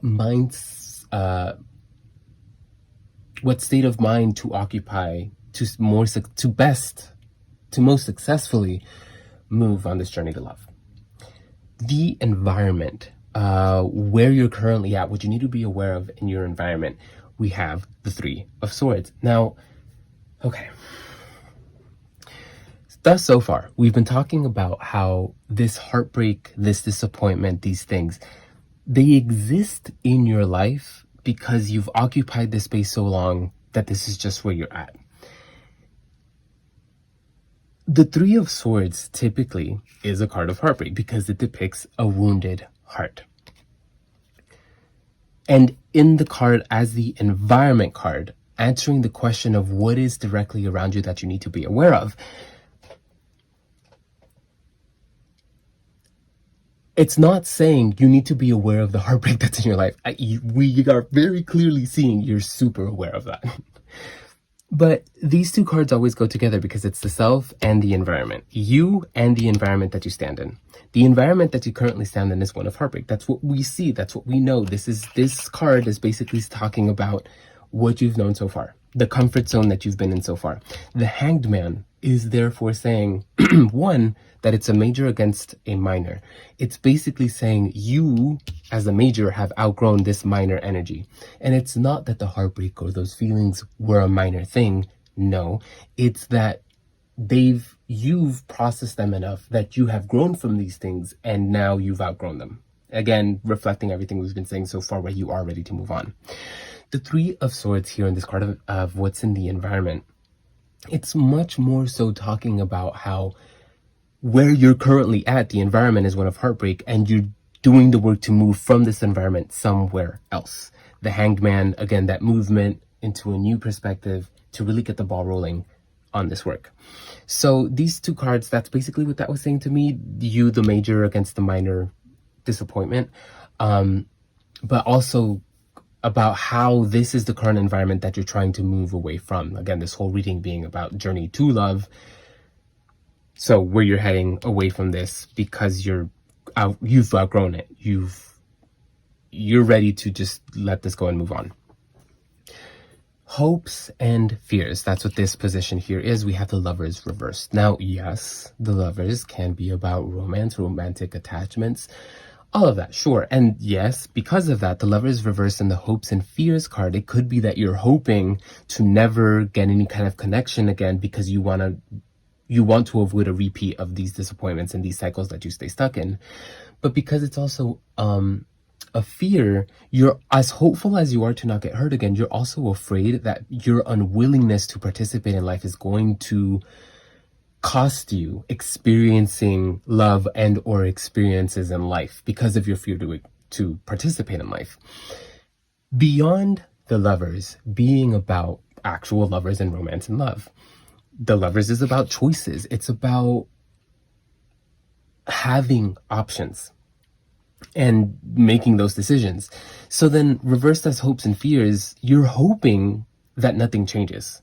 And we know that because you've stayed comfortable in this space. But you're also fearful that you'll have no option, that you have nowhere to move from here. So although this space is comfortable and you don't really want to move because this is the space that you've occupied for so long and you're comfortable here, somewhere deep down, again, internally, and we've said it before, you do recognize that this isn't what you want, that you are tired of occupying this miserable space, and that you're ready to move on to something better. You have moved, you've elevated, you've outgrown this space of misery, and you're ready for more. So the hope, yes, that nothing changes, but that's also your fear, that nothing will change, that you won't have any options, no avenues to get out of here. But that's just not true. Again, that's what all of this is saying, is that you are ready. You've outgrown all of this. It's now just a matter of putting that into practice. And that's what the final outcome here is. We have the Emperor, the 8 of Swords, and then the 9 of Swords. So incredible that we have the 8 and the 9 of Swords both reversed. So, okay, lots of things to say about these two cards. The most clear thing is a lack of progression. And that might be confusing, because it's like, how is the final goal, the final outcome, a lack of progression, when the problem itself is a lack of progression? Let me elaborate. The lack of progression that we've been talking so far is one where you are struggling to leave this comfort zone, right? And so you've only been able to stay within this comfort zone, and this is the only space that you've been able to occupy thus far. The 8, these 2 swords card being reversed here at the end, is basically saying the goal is to prevent, to stop any further progression, quote unquote progression, within this comfort zone. The swords cards reversed here at the end, at the final outcome, is basically saying you putting a close to this mental space, these I think I worded it mental avenues earlier, whatever, these thoughts, these memories, whatever it is that's overwhelming you, that's been what we've been referring to so far with all of these swords cards. It's putting a stop to that. It's saying, I will no longer, I don't want to progress there. I want to progress in other spaces. Why am I saying that?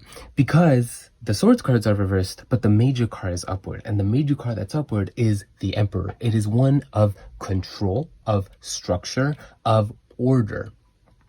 And so here, I'm definitely reading it as, I mean, all cards represent you, but the Emperor is you having the know-how, having the knowledge, the capacity to create order out of this mess. And what do I mean by mess?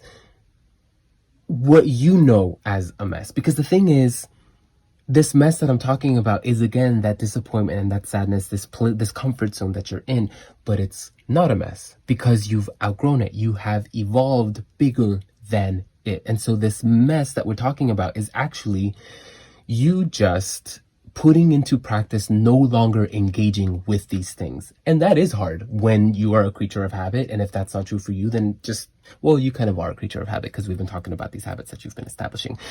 The point is, the Emperor here, as this card that's trumping, that's overpowering these swords cards, it's clearly saying you have the mental power, the mental strength to actually intentionally move yourself mentally from these things that claim to overwhelm you. And you know that. And if you don't know that yet, it's about doing it and then learning that you actually do have the mental strength to move yourself away from these patterns, from these habitual spaces that you occupy in your mind. Again, this sadness and disappointment that you linger in. The Emperor is, I mean, swords are weapons, right? And tarot is old as hell. So this was before guns, when swords were like the weapons of choice. The Emperor is a general, like the leader of an army. And so the Emperor could be argued to be a master of weapons, of weaponry, and so of swords. And so these swords cards aren't, really a huge... The Emperor isn't worried about swords. The Emperor is a master of weapons. I mean, in fact, the Emperor and the Empress are meant to be the perfect amalgamation of all of the monarchs. And so the Emperor, if part of the Emperor is mastery of the swords suit, then he's not worried about any kind of swords. What I'm basically saying here is that you have grown like we've seen with the Hanged Man, to the point where once you start to put it into practice, you'll realize, okay, that sounds, okay. How do I word this?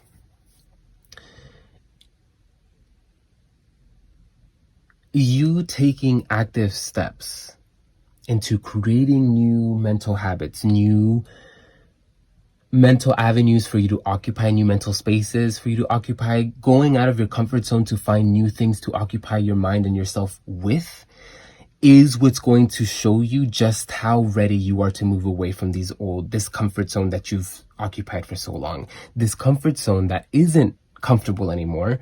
You'll find that once you step out of it, you're not uncomfortable anymore because you're not in this discomfort zone, because it's not a comfort zone anymore. It's a discomfort zone. So the Emperor, it's kind of like your kingdom is outside of this comfort zone. And once you set foot outside of this kingdom of misery, you'll realize that you have a lot of power outside of it. Once you let go of this sword's energy that you've occupied for so long, again, these mental avenues, whatever it is, you'll recognize the power that you've grown, that you have now to move yourself successfully away from these patterns. Specifically, the Eight of Swords upwards is when we create our own problems, and therefore we have the solution to our own problems. Reversed, then, we are ignorant of the fact that we have all the answers we need.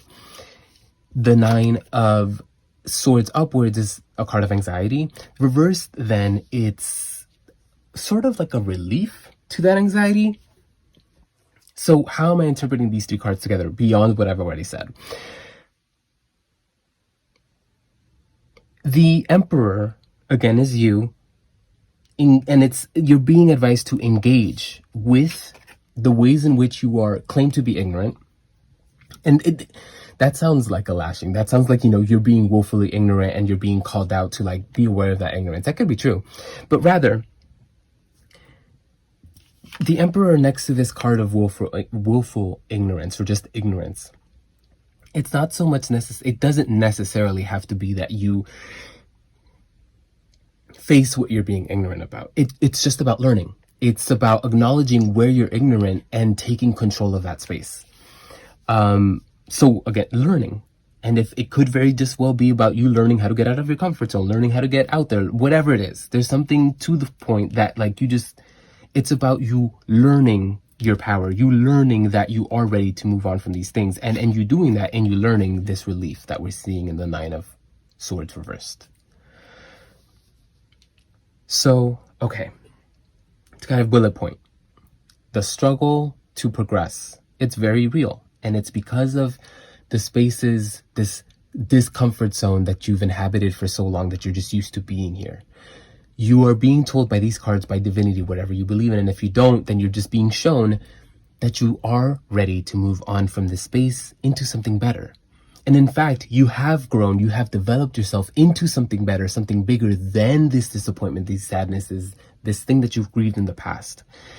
And you're being advised to wield the growth that you've gone through, to wield the wisdom that you've gained, to move away from this space of misery, this comfort zone, that you're now recognizing that this comfort zone is actually a discomfort zone, and you're ready, you've outgrown it, and so you're ready to move on from it. You are afraid to participate in life, and that's because you want to keep yourself safe, but you're also worried that this fear to participate in life might cost you, whether relationships or love. And if it's not that, then it's you're comfortable in your lack of options, quote unquote comfortable, because you feel like it keeps you safe, but you're also afraid that you have no options, that what you know now is all you'll ever know. The outcome with this whole thing with this lack of direction, but you being told here in the cards and outside of this reading that you're ready to move on from this. The point of all of this happening is for you to learn your power and your own capacities to not only move from this discomfort zone, but the power that you wield, the power that you've grown into throughout all of this, and just the power that you inherently hold, and using that power to learn either how to move out of these things, or just learning. Pretty much addressing your ignorance, whatever that is. And in doing so, whether it's learning how to move out of this discomfort zone or learning how to learning new mental avenues, new mindsets, there's that relief of anxieties, that relief that you're realizing there's more to life than this discomfort zone you've occupied for so long. I really hope that this helped, and I hope to catch you on the next one. Bye.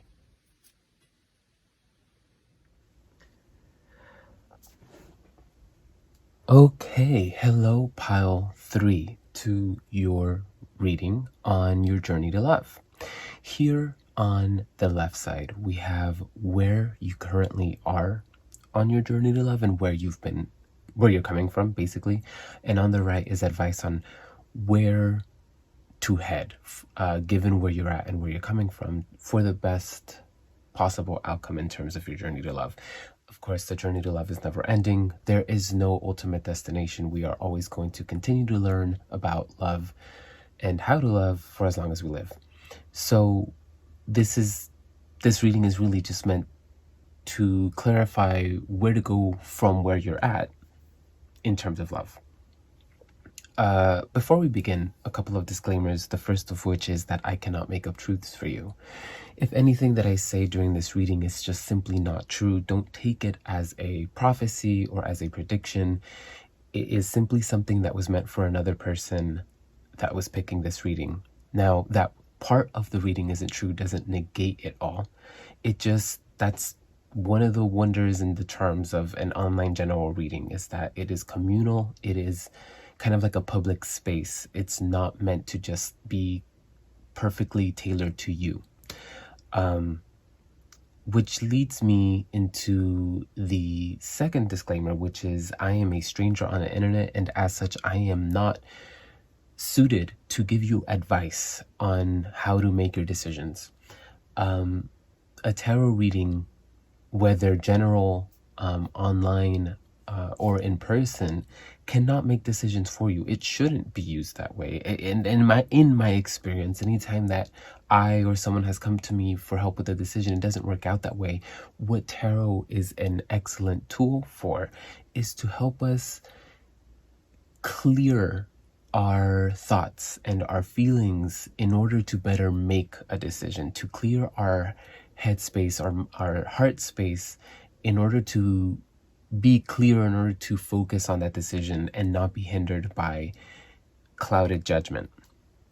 So again, I cannot make up truths for you, and I cannot make decisions for you. Like, if anything, this should just be a confirmation. Any tarot reading should be a confirmation of what you already know. It should be, and if anything does sound new, it shouldn't be like from left field. It should feel at least like something familiar, something internal. And if you're familiar with your intuition, you already know what that is.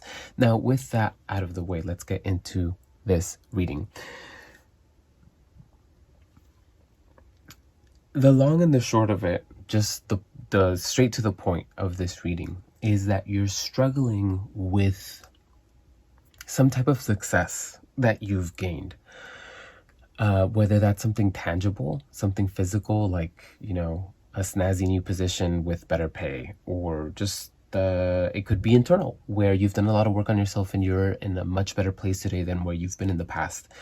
You're struggling with this success, and that you're struggling with this success, is what is standing in the way of your progression on your journey to love. The ultimate goal, the ultimate advice in terms of what to do with this struggle that you're having with your success, is to approach it in a new way, because you are currently engaging with this newfound success that you're unfamiliar with. You're engaging with this success, which is new, as the person who has gone through everything and has survived everything you've gone through so far. And because you're engaging with this new thing as the old you, it's not super compatible. So there's this transformation you're being called to partake in to create yourself anew so that you are better suited and more capable to engage with this newfound success. To get into the details of it, we start with the King of Swords reversed. And mind you, let's just go over all the cards you got. The King of Swords reversed. We start with the King of Swords reversed. The challenge is the Six of Wands. In the past, we have the King of Pentacles reversed. In the near future, we have the Queen of Cups reversed. In the waking mind, we have the World reversed. And in the subconscious mind, we have the Queen of Swords. Where advice for you from where you're at right now, the Seven of Cups reversed. The environment, the Ace of Pentacles reversed. Hopes and fears, the Six of Pentacles. And the final message, the Page of Pentacles, the Sun, and the Ace of Wands reversed. So lots of reversals, yes, but over here you have 4 court cards in your first 6 cards. So wait, that is 6, right? 1, 2, 3, 4, 5, 6. Yeah, 6 cards. And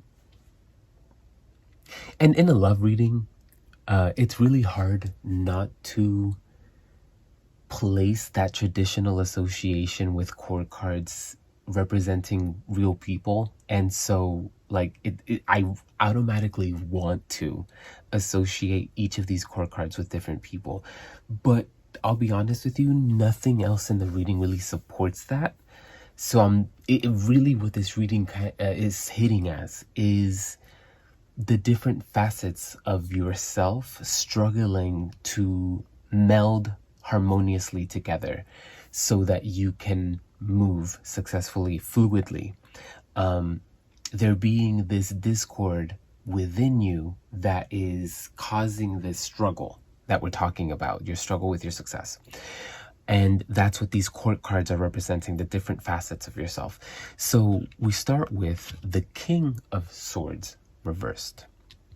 Now, I say it all the time, if you're new to this channel, I don't read too much into gender. I mean, in general in my life, but in tarot, I identify as genderless, and that comes from a lifetime of rebelling against the gender binary. So the idea that the men and the kings in tarot represent action and doing and order, and vice versa, the women, the queens, represent passiveness and receptivity.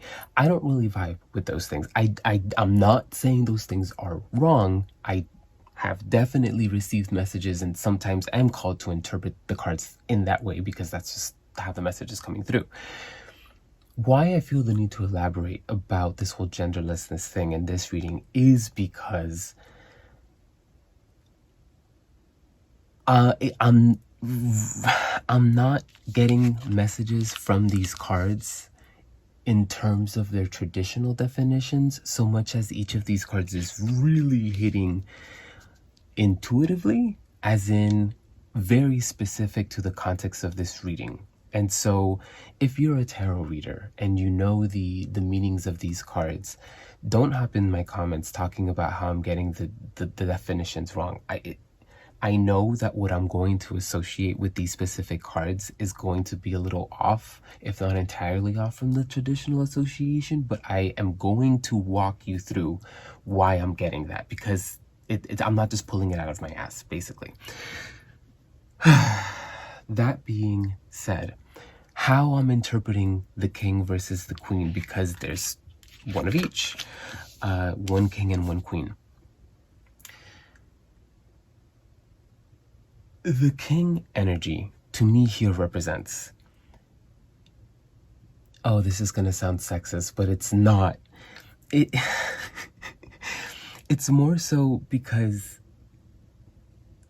the kings here are representing your insecurities and as such maybe your failures, while the queens are kind of representing your hopes for the future, your planning for the future. Why am I getting that? Because you were reversed over here, you were reversed over here, and you were reversed over here. Well, first of all, we start, the where I started this whole interpretation is because we have the King of Swords and the Queen of Swords. So how am I differentiating them?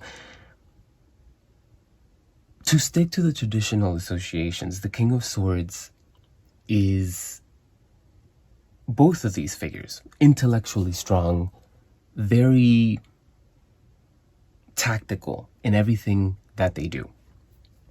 She has a clarity of mind, and that is part of her strength. That clarity of mind that allows for her to be aware of her biases and to transcend them. The King of Swords it's not that he's more rushed in this process. He has that clarity of mind and the mental strength to not be, influenced by those biases, but it's not that he relies on those biases, but understands that sometimes biases are the mind's way of, it's a shortcut, and shortcuts aren't bad. Like, for example,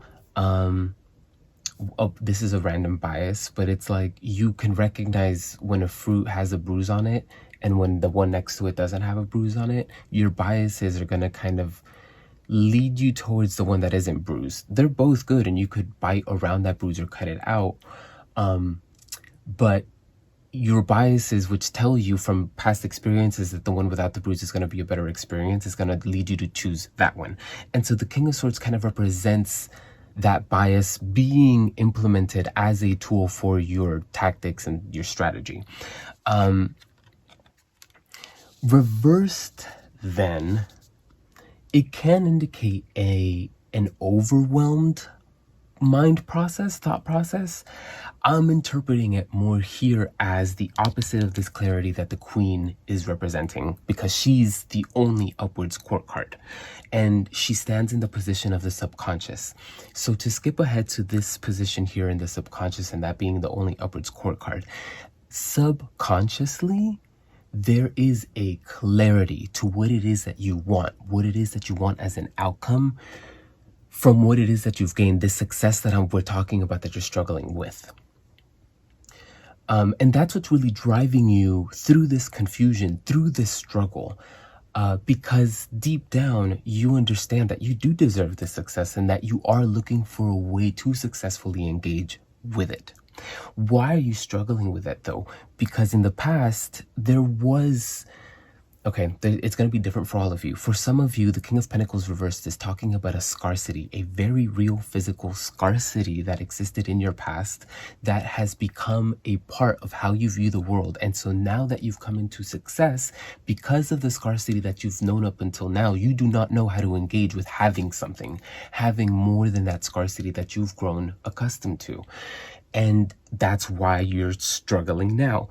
If it's not that, it's simply what the King of Pentacles reversed in the past is talking about is a lack of the proper structures necessary to engage with the success that you now have. Why? Because kings are all about structure. Implementing and maintaining and enforcing the law, so to speak.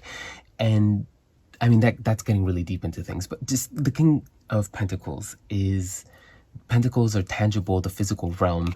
King is again about order. So order in the physical realm, reversed disorder in the physical realm, a lack of order and structure.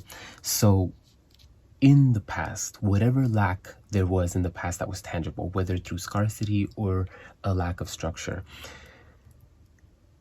the two of these kings are reversed. Again, disorder in the mind because of disorder in the past of something physical. And the challenge, a card, the Six of Wands, a card of victory, your struggle with victory, your struggle with success. And where you're headed, where you're at now, given where it is that you've been, and given what you're being represented as and the challenge that you're currently experiencing. The Queen of Cups reversed is not being able to alchemize one's emotions, not...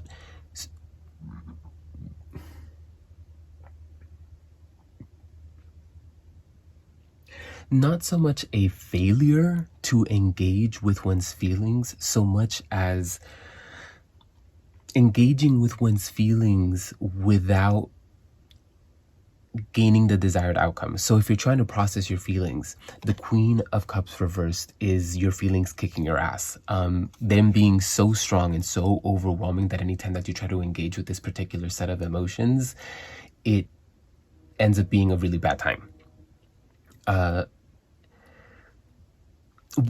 Why I use the word alchemize is because the Queen of Cups her cup is the only one that looks like this, all badass and really adorned and evolved, because all of the other cups for the most part look like this one, very simple, just like a simple chalice. But hers, she's all focused on it. In her power, she can alchemize this cup beyond its what everybody else has. Not so much that only she has this cup. We all can embody Queen of Cups energy that can allow us to alchemize our emotions to something more evolved and more developed. And so reversed, it's not being able to develop these emotions past a certain phase for whatever reason, but for most of the time, it's for the reason that these emotions are very big and overwhelming, and we haven't grown to the capacity to alchemize them quite yet. That message of not growing, not being big enough yet to fully deal with these emotions properly is echoed by the world reversed. Because the world upwards is all about culminations and the transformation that happens after a growth journey. So then reversed, it's not getting there quite yet. The position that the world reverse landed in is the conscious mind. So the mindset that you're currently embodying. And the world reversed is telling me two things. A, that this journey of growth and transformation, which has culminated in this success, that success isn't the end of the journey. And your struggle with that success is the proof of it. Because that you have that success doesn't matter if you can't relax long enough to enjoy it. And so that's what the world reversed is saying, is that until you aren't done with this journey until you get to enjoy what you've gained. It's kind of like, you aren't done cooking once the meal is done. You still have to plate it and sit down and enjoy it, and maybe even clean. So, things don't just end. It's also about, what did you produce? What happens with it? When does the story end? And this is, life, ends at death. But like, you get what I'm saying? When does this cycle, when does this phase end? Why am I associating the world card with the victory?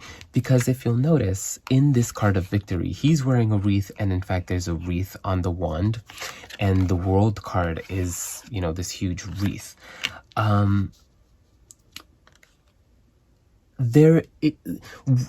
Spoiler alert, there is a very simple key to why you are struggling with this success. And it has to do with an expectation that you have on this success, that it should solve all of your problems, or that it's the ultimate goal, that success that you have, that was it. And now that you have this, well, like, life is over. I've, passed the game.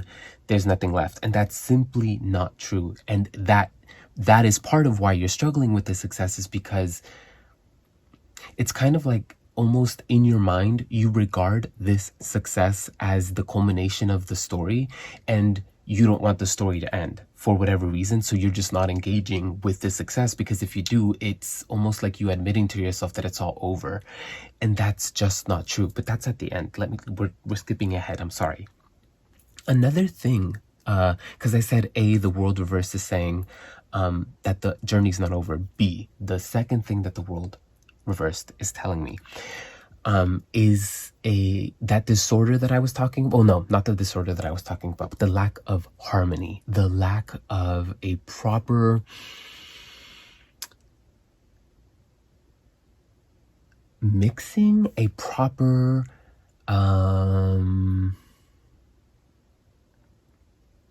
okay, the world depicts this character, and yes, they have feminine breasts, but the genital area is covered. And you might argue, well, it's just in good taste. They're covering the genitals because it's, in good. And the thing about that is that for the most part, where the cards show nudity, and yes, this is a child, so of course they're not going to show a nude baby, it's even there, it's covered. If you're familiar with tarot cards, the Lovers shows fully depicted nudity. The Star shows full depicted nudity. So what is it with the choice of the World card not having that area exposed? One of the traditional interpretations for that is that the World figure is meant to represent a hermaphroditic figure. If you don't know what a hermaphrodite is, it is a person who has both genitals. Why is this significant in the World card? Because the World card is meant to be a successful union of dynamic energies.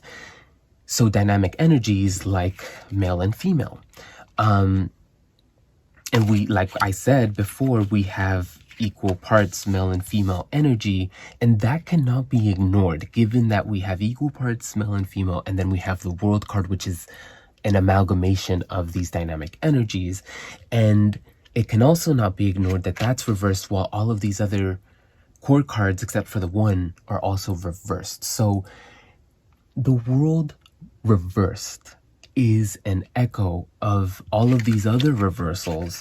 And we were talking about how these specific reversals of the core cards are talking about the different facets of yourself that are struggling to harmonize with each other. So, oh shoot, I have these wrong. There we go. So this, let's not focus on where they're at, the position, so much as the different facets of yourself that these cards are representing.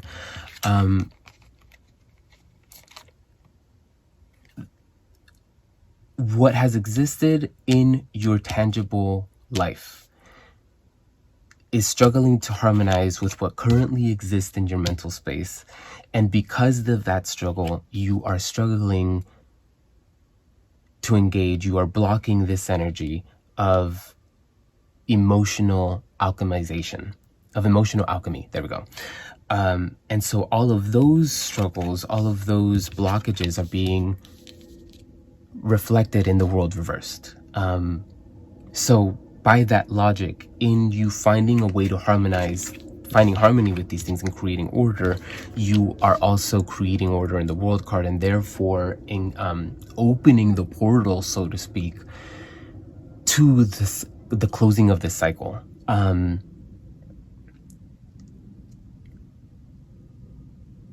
So in doing this work, right, of engaging with this struggle in the past and the struggle in your mind space and the ways that these things are causing a struggle with emotional alchemy, like as you're addressing that work, you're addressing this struggle, the World reversed, and then, putting all of these upwards because you're creating harmony there.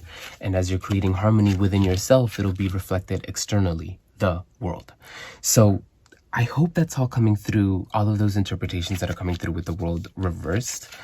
But okay, there's more to what the World reversed is saying, and I'm going to get back to that in a second because I need to continue on with the rest of the reading for all of that to make sense. Before we get to the rest of the reading, we just went through this left side, which is where you are currently at, where you have been coming from on your journey to love. So if you're still here, then all of this has been ringing true. Welcome. Happy to have you. But I've been taking this time at this halfway point to take a breather for us, to acknowledge how far you've come, that you are on this journey to an elevated love. And that is no small thing. Too many people settle for less. Too many people settle for the discomfort of a love that is not compatible to them because they would rather that deal with that, then deal with the discomfort of internal work. And here you are tuning in to do that work. And so I really just want to take a moment to pat you on the back for that, to in doing so, I'm hoping that it encourages you to continue on this road to love. Not only because you as an individual are deserving of that love, but also because in you searching for divine love and in doing so embodying divine love, you bring that into the world. And that's such a wonderful thing. So I want to thank you for that, because you're doing, in working on yourself and being more compatible for divine love, you make that possible in the world, and I'm in the world, and so I have to thank you for that. So yeah, kudos, congratulations, give yourself a pat on the back. Let's continue with the reading. Here with this card, this position is pretty much the direct advice to you with what mindset is best for you to shift into before you continue on this journey to love, given where you're going on your journey to love because of where you come from. I hope that makes sense. Whatever. The Seven of Cups upwards. I want to point out how the cloud imagery kind of permeates, and the color blue and the clouds are kind of follow, like they're in both cards basically. And how when with the Queen of Swords upwards, her head above the clouds, she isn't overwhelmed by the cloudedness. So it's a clear mind. It's an unclouded mind. And the Seven of Cups upwards shows this cloudedness, all of these options that can be overwhelming to the mind, to the self. So a clouded judgment because there's so much to consider, so much to process. Reversed, then, it's that confusion clearing because we are focused, we are clear on what it is that we want. We don't have to contemplate all of our options because we know what we want. We can choose based off of what we want. So, like when you're trying to pick a degree or something to pursue, if you haven't really done the work to get to know yourself, trying to pick a career is really difficult because you always feel like anything's going to be wrong. Versus when you've done the work to get to know yourself and what you're good at, what you like, what you don't like, what you don't enjoy, it's somewhat easier to pick a career path because you know yourself a little better and you know what you might enjoy doing versus what you know you're not going to like doing. And so that's what this card is saying. That reversal is, the advice is to, okay, there's a lot of things that I'm getting from the Seven of Cups being reversed as the advice to you right now. And the fact that these two cards are so similar is what connects them to me. Now that the Queen of Swords upwards is in subconscious, meaning that you're not fully aware of this clarity that you have within yourself. What comes to mind, given that there's all of this reversal energy, all of this blockage that's happening in your conscious mind and on the surface and in what you're experiencing, but that there is access to clarity in your subconscious, means that you have to get into your subconscious to access this clarity. And there are loads of ways that, loads of practices that people, engage in to access their subconscious: meditating, yoga, I don't know what it's called, but automatic writing. Sometimes people just talk out loud to themselves and or to other people, therapy, to articulate or to hear themselves kind of like process things in real time. So the Queen of Swords in the subconscious, this clarity in the subconscious, and the advice to focus, to see past the cloudedness and to focus on what it is that you desire. Accessing the clarity in your subconscious to more clearly see your way forward.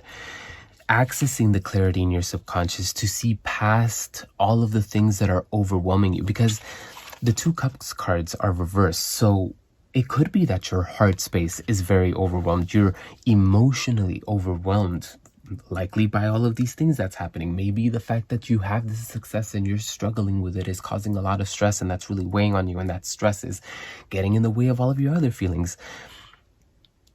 The advice there then is spend more time trying to access your subconscious, like whatever that means for you, because different people do it differently. Like some people like swear that when they're working out and they're really in that, pain moment of working out, they can access that subconscious. And I say this word because that's just not me. Again, the point is find your route to your subconscious, because there is clarity there. There is wisdom there that will help guide you through what overwhelms you, to make better decisions, to move towards where you're being led by that clarity in your subconscious. I have more to say about that, but again, I digress. What's in the environment? The Ace of Pentacles reversed. The Ace of Pentacles upwards is a great opportunity for a new beginning. Reversed then, it's there being no opportunity for a new beginning in the position of the environment. What it's saying is that where you currently are at is not a good place for new beginnings or for you to plant your success. So again, two things getting from that. One could be true, both could be true. The first interpretation, if it's that the Ace of Pentacles is saying that in your environment is not a good place for you to, it's not a good place for new beginnings. If this is about relationships and, the success that we're talking about is a person, a relationship that's starting out and you're really excited about it, but because of things in the past, you're struggling to enjoy this new relationship. This card is saying that this relationship right here, you're not ready for this new beginning because you have so much to process and alchemize and transform into. There's a lot of work that you have to do alone, and so this new thing that you're starting isn't really something you should be investing yourself in, because what you should be investing yourself in is this healing that we're talking about. So if it's not a relationship, then whatever new beginning you're engaging yourself in, you're investing yourself and your energy and your resources in a new job, moving somewhere, I don't know, something tangible though, because it's Pentacles. It's just not it right now. Right now it's just not the time to invest in anything that isn't you.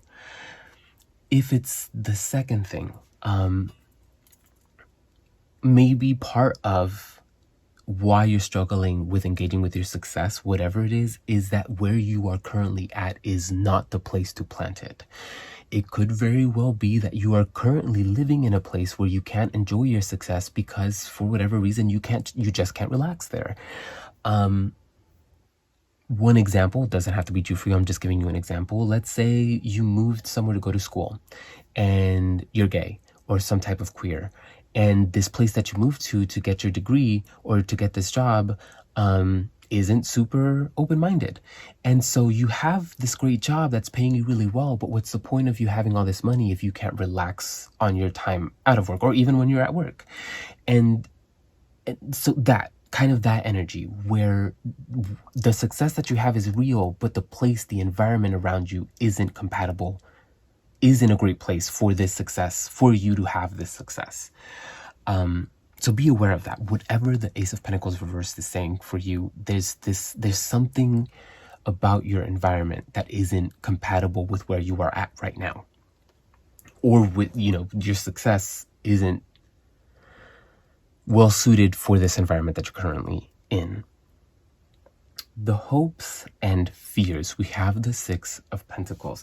The Six of Pentacles is the dispensation of our resources. As the hopes and fears, it's the hope to have the ample resources to dispense for ourselves and for others. So hoping that we have enough. But the fear is that we're going to have to dispense our resources. So what am I getting from that? It comes from that clarity in your subconscious where let's go back to that example of, let's say this new success is a relationship. Subconsciously, your clarity tells you you're not ready. It's just not the time for this new beginning. And so although you're hoping to have enough to dispense your energy and resources to this new beginning, you're also afraid of having to give up your resources because subconsciously you recognize you don't have enough resources to dispense both for yourself and for this new beginning.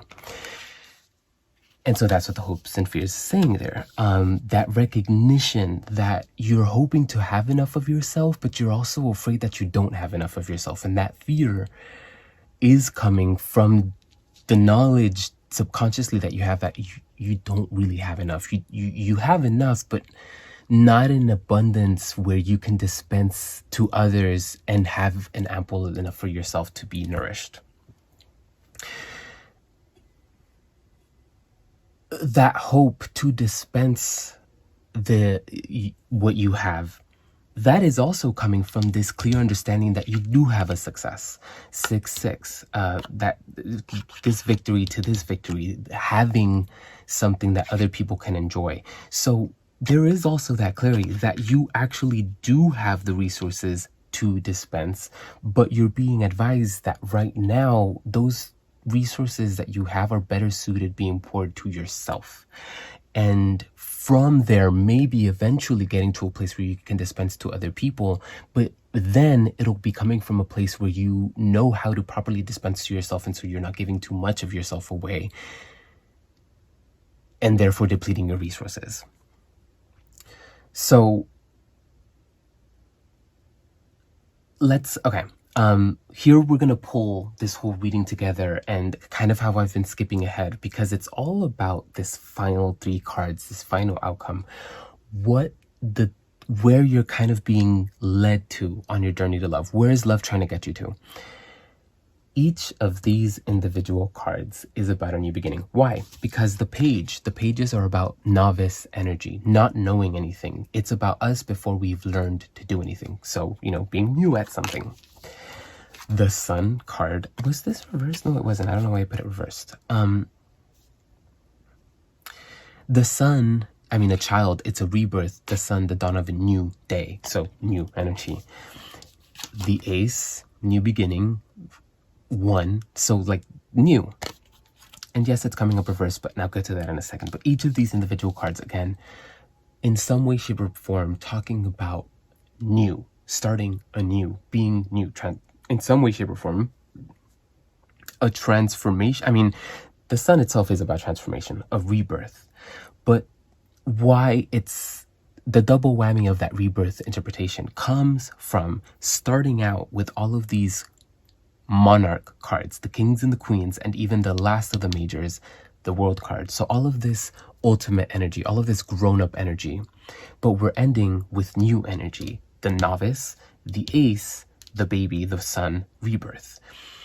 And that's where I was getting that interpretation that I was giving at the beginning, where you're engaging with a newfound success as who you've been in the past, when what your newfound success is for you to be new yourself so that you're better suited and better compatible as the new you to engage with your new success. Was I saying that? I was skipping ahead and I was going to pull it all together in the end. Note how the challenge is this success card. And here what's depicted is a success that is visible to everyone. In fact, the success, the wreath, is high up on this wand for everybody to see. If in any way, shape, or form, you are the type of person that wants to show off your success, that right there is shooting your enjoyment of that success in the face. Your success isn't for anybody but yourself. In fact, that's what all of this has been about. If you've been motivated on your journey to this success as I'm going to show them, I'm going to prove it to them, then you did all of this journey. You never did any part of this journey for yourself. You did it for other people. And that might start to explain why you're having a hard time feeling compatible with the success, because it was never really for you. Now, I don't think that that's super true. If it is, then damn, that's really rough. Why am I saying that though? Because you need to understand that the reason you pursued what it is that you want, the reason you have this success is by your own merits.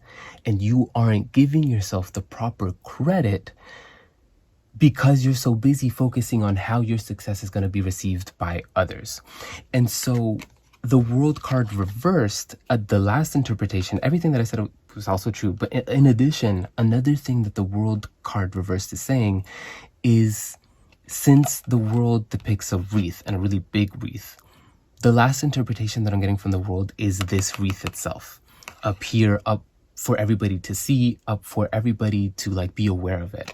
The reversal of the world to me says pulling down your victory from where it is visible for everyone to see. Removing that expectation from your success that it has to be for other people, that it is for other people to enjoy, that it is for you to provide for other people. Whatever the case is, your success needs to be registered as it's for me, because I created it, I worked for it, I created it for myself, and so it's for me to enjoy. And only after I have enjoyed it and gained what I need from it, and if I have abundance after that, that is what I can dispense.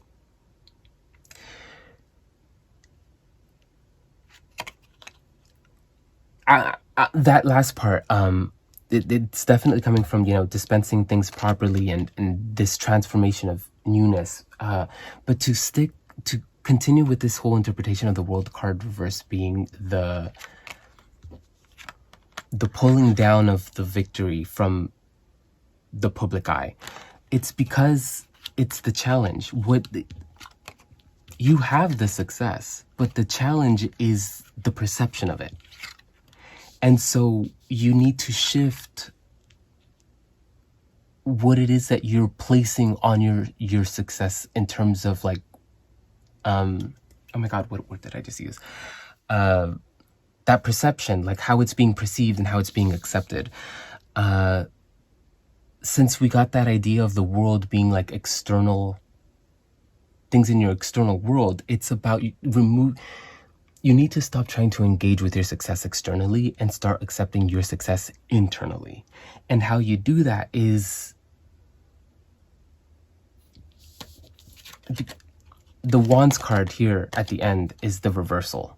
And so we start with this wand that's high and mighty, and you're holding on to the wand, and the wands are about desire, right? About that inner fire that motivates us and drives us to do things. And so what drove you to your success and that victory, that drive to victory, and that's what's the challenge. Why your victory is a challenge to you, or rather the solution to your this success that's a challenge to you, is to remove some aspect of your desires that you had placed on those expectations. And you had placed those expectations here in the past when you were creating from this place of scarcity and blockages. I know, I feel like I'm kind of rambling because I'm struggling to articulate it and kind of like pull the whole reading together because it's so big. But okay, let's just take it one card at a time. The Page of Pentacles is, if we're looking at the Pentacles as a seed, right? Because the Ace of Pentacles upwards, we kind of looked at it that way. If your success is a seed and it was in the environment, then your environment is in a good place for you to plant your success or your investment.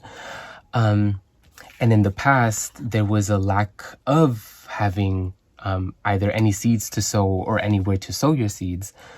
The Page of Pentacles is that seed sower, someone who has a seed and who's focused on that seed and is really intent on finding the best pot, because they're so focused on their seed, they're going to do the best thing for this thing that they have, and they're going to look for the best place for it. It's here next to the sun, and to keep going with that plant allegory. When you're planting something, when you're taking care of a plant, you're going to make sure that, yeah, you're watering it enough, but that it also has plenty of sunlight. So moving towards what is most nourishing for your successes, for yourself. And since it's Page of Pentacles and the sun itself depicts a baby and that transformation, that rebirth, moving away, where you're being guided to with your successes is away from all of this developed energy, all of these kings and queens, older energy, developed energy, how you've been in the past. You need to transform out of that and accept that the way forward is one that you're not familiar with, is one that you are going to be uncomfortable in, because you're comfortable, very clearly, in mastery. That's why you're being represented by 4 different monarch cards. You're used to being in control. You're used to like having things kind of go your way, you know? And you're being told that why you're struggling with your success is because that success is new and you're not used to engaging with new things. You don't like engaging with new things. And so the sooner you get comfortable in the discomfort of engaging with new things, the sooner you'll be able to engage with this newfound success. And the more comfortable you can, the more comfortable you can be with your success, the more focused, the more clear-minded you can be about your desires and what you want with your successes and yourself and where you want to plant them. And when you're clear about those things, then you can choose the most appropriate place to plant yourself and your seeds and your successes, where it'll be properly nourished and where it can grow and birth into something major, something that's going to grow from something minor, like the Page of Pentacles. Minor, not just because it's a minor arcana, but minor also because it's a page, something new. It'll grow into something major, something healthy, something strong. The thing about the Ace of Wands here at the end reversed is what it's saying is that your desires, because the Ace of Wands, the wands are about desire. There's something about where you're being moved towards that goes in opposition to what you want or what you've wanted in the past. The Six of Wands depicts what you want. A victory that is like accessible or visible to everyone. But you're being advised to move your successes and yourself in a new way towards where it's best. And where it's best is Ace of Wands reversed, away from what it is that you really want. So again, getting used to that discomfort. And part of that discomfort is not only engaging with these new things, but also the discomfort of letting your desires go. Of understanding that, again, your successes aren't for other people, they're for you. And that might be just part of the discomfort. There might be more that you're being guided towards. That's as you move closer to what's best for you, you'll start to realize more and more how different this space is from what you thought you wanted going into all of this. And so you're being advised about that as you're doing all of this work, as you're creating harmony with the different facets of your life, as you're creating harmony and transforming, transmuting, focusing and focusing on what you want, transmuting and creating harmony internally, being honest about your environment and how it's not suitable for yourself and what you have, dealing with the hopes and the fears of your energy dispensation, and engaging with the transformations that you're being led to, and committing to where you're being guided to take yourself and your successes, and then doing all of that. Again, in learning how to be uncomfortable with all of this and the transformations and focusing and transmuting and being honest and all of that's uncomfortable, right? In you engaging with all of that discomfort and all of that growth, you'll start to see how what you're transforming into, what you're being moved into, very different from what you thought you wanted. It's a contrast to what you thought you wanted when you started, what you wanted at the start. And that's okay. You're being told about it now, so when it starts to happen, you don't panic and you're like, wait, but this isn't what I wanted, so I'm going to stop moving in this direction. No, that's a good thing. If if you're being guided in a direction and you see that you feel better, your resources feel better, you feel better attached to your success, but it's like, wait, but this isn't what I thought that I want. Good. The cards are giving you that heads up. Discomfort seems to be the way to go, because in that discomfort is your growth and your success. I hope that this helped. I know that it was rambly, but I still hope that it had something for you. And I also hope to catch you on the next one. Godspeed, my friend. Bye.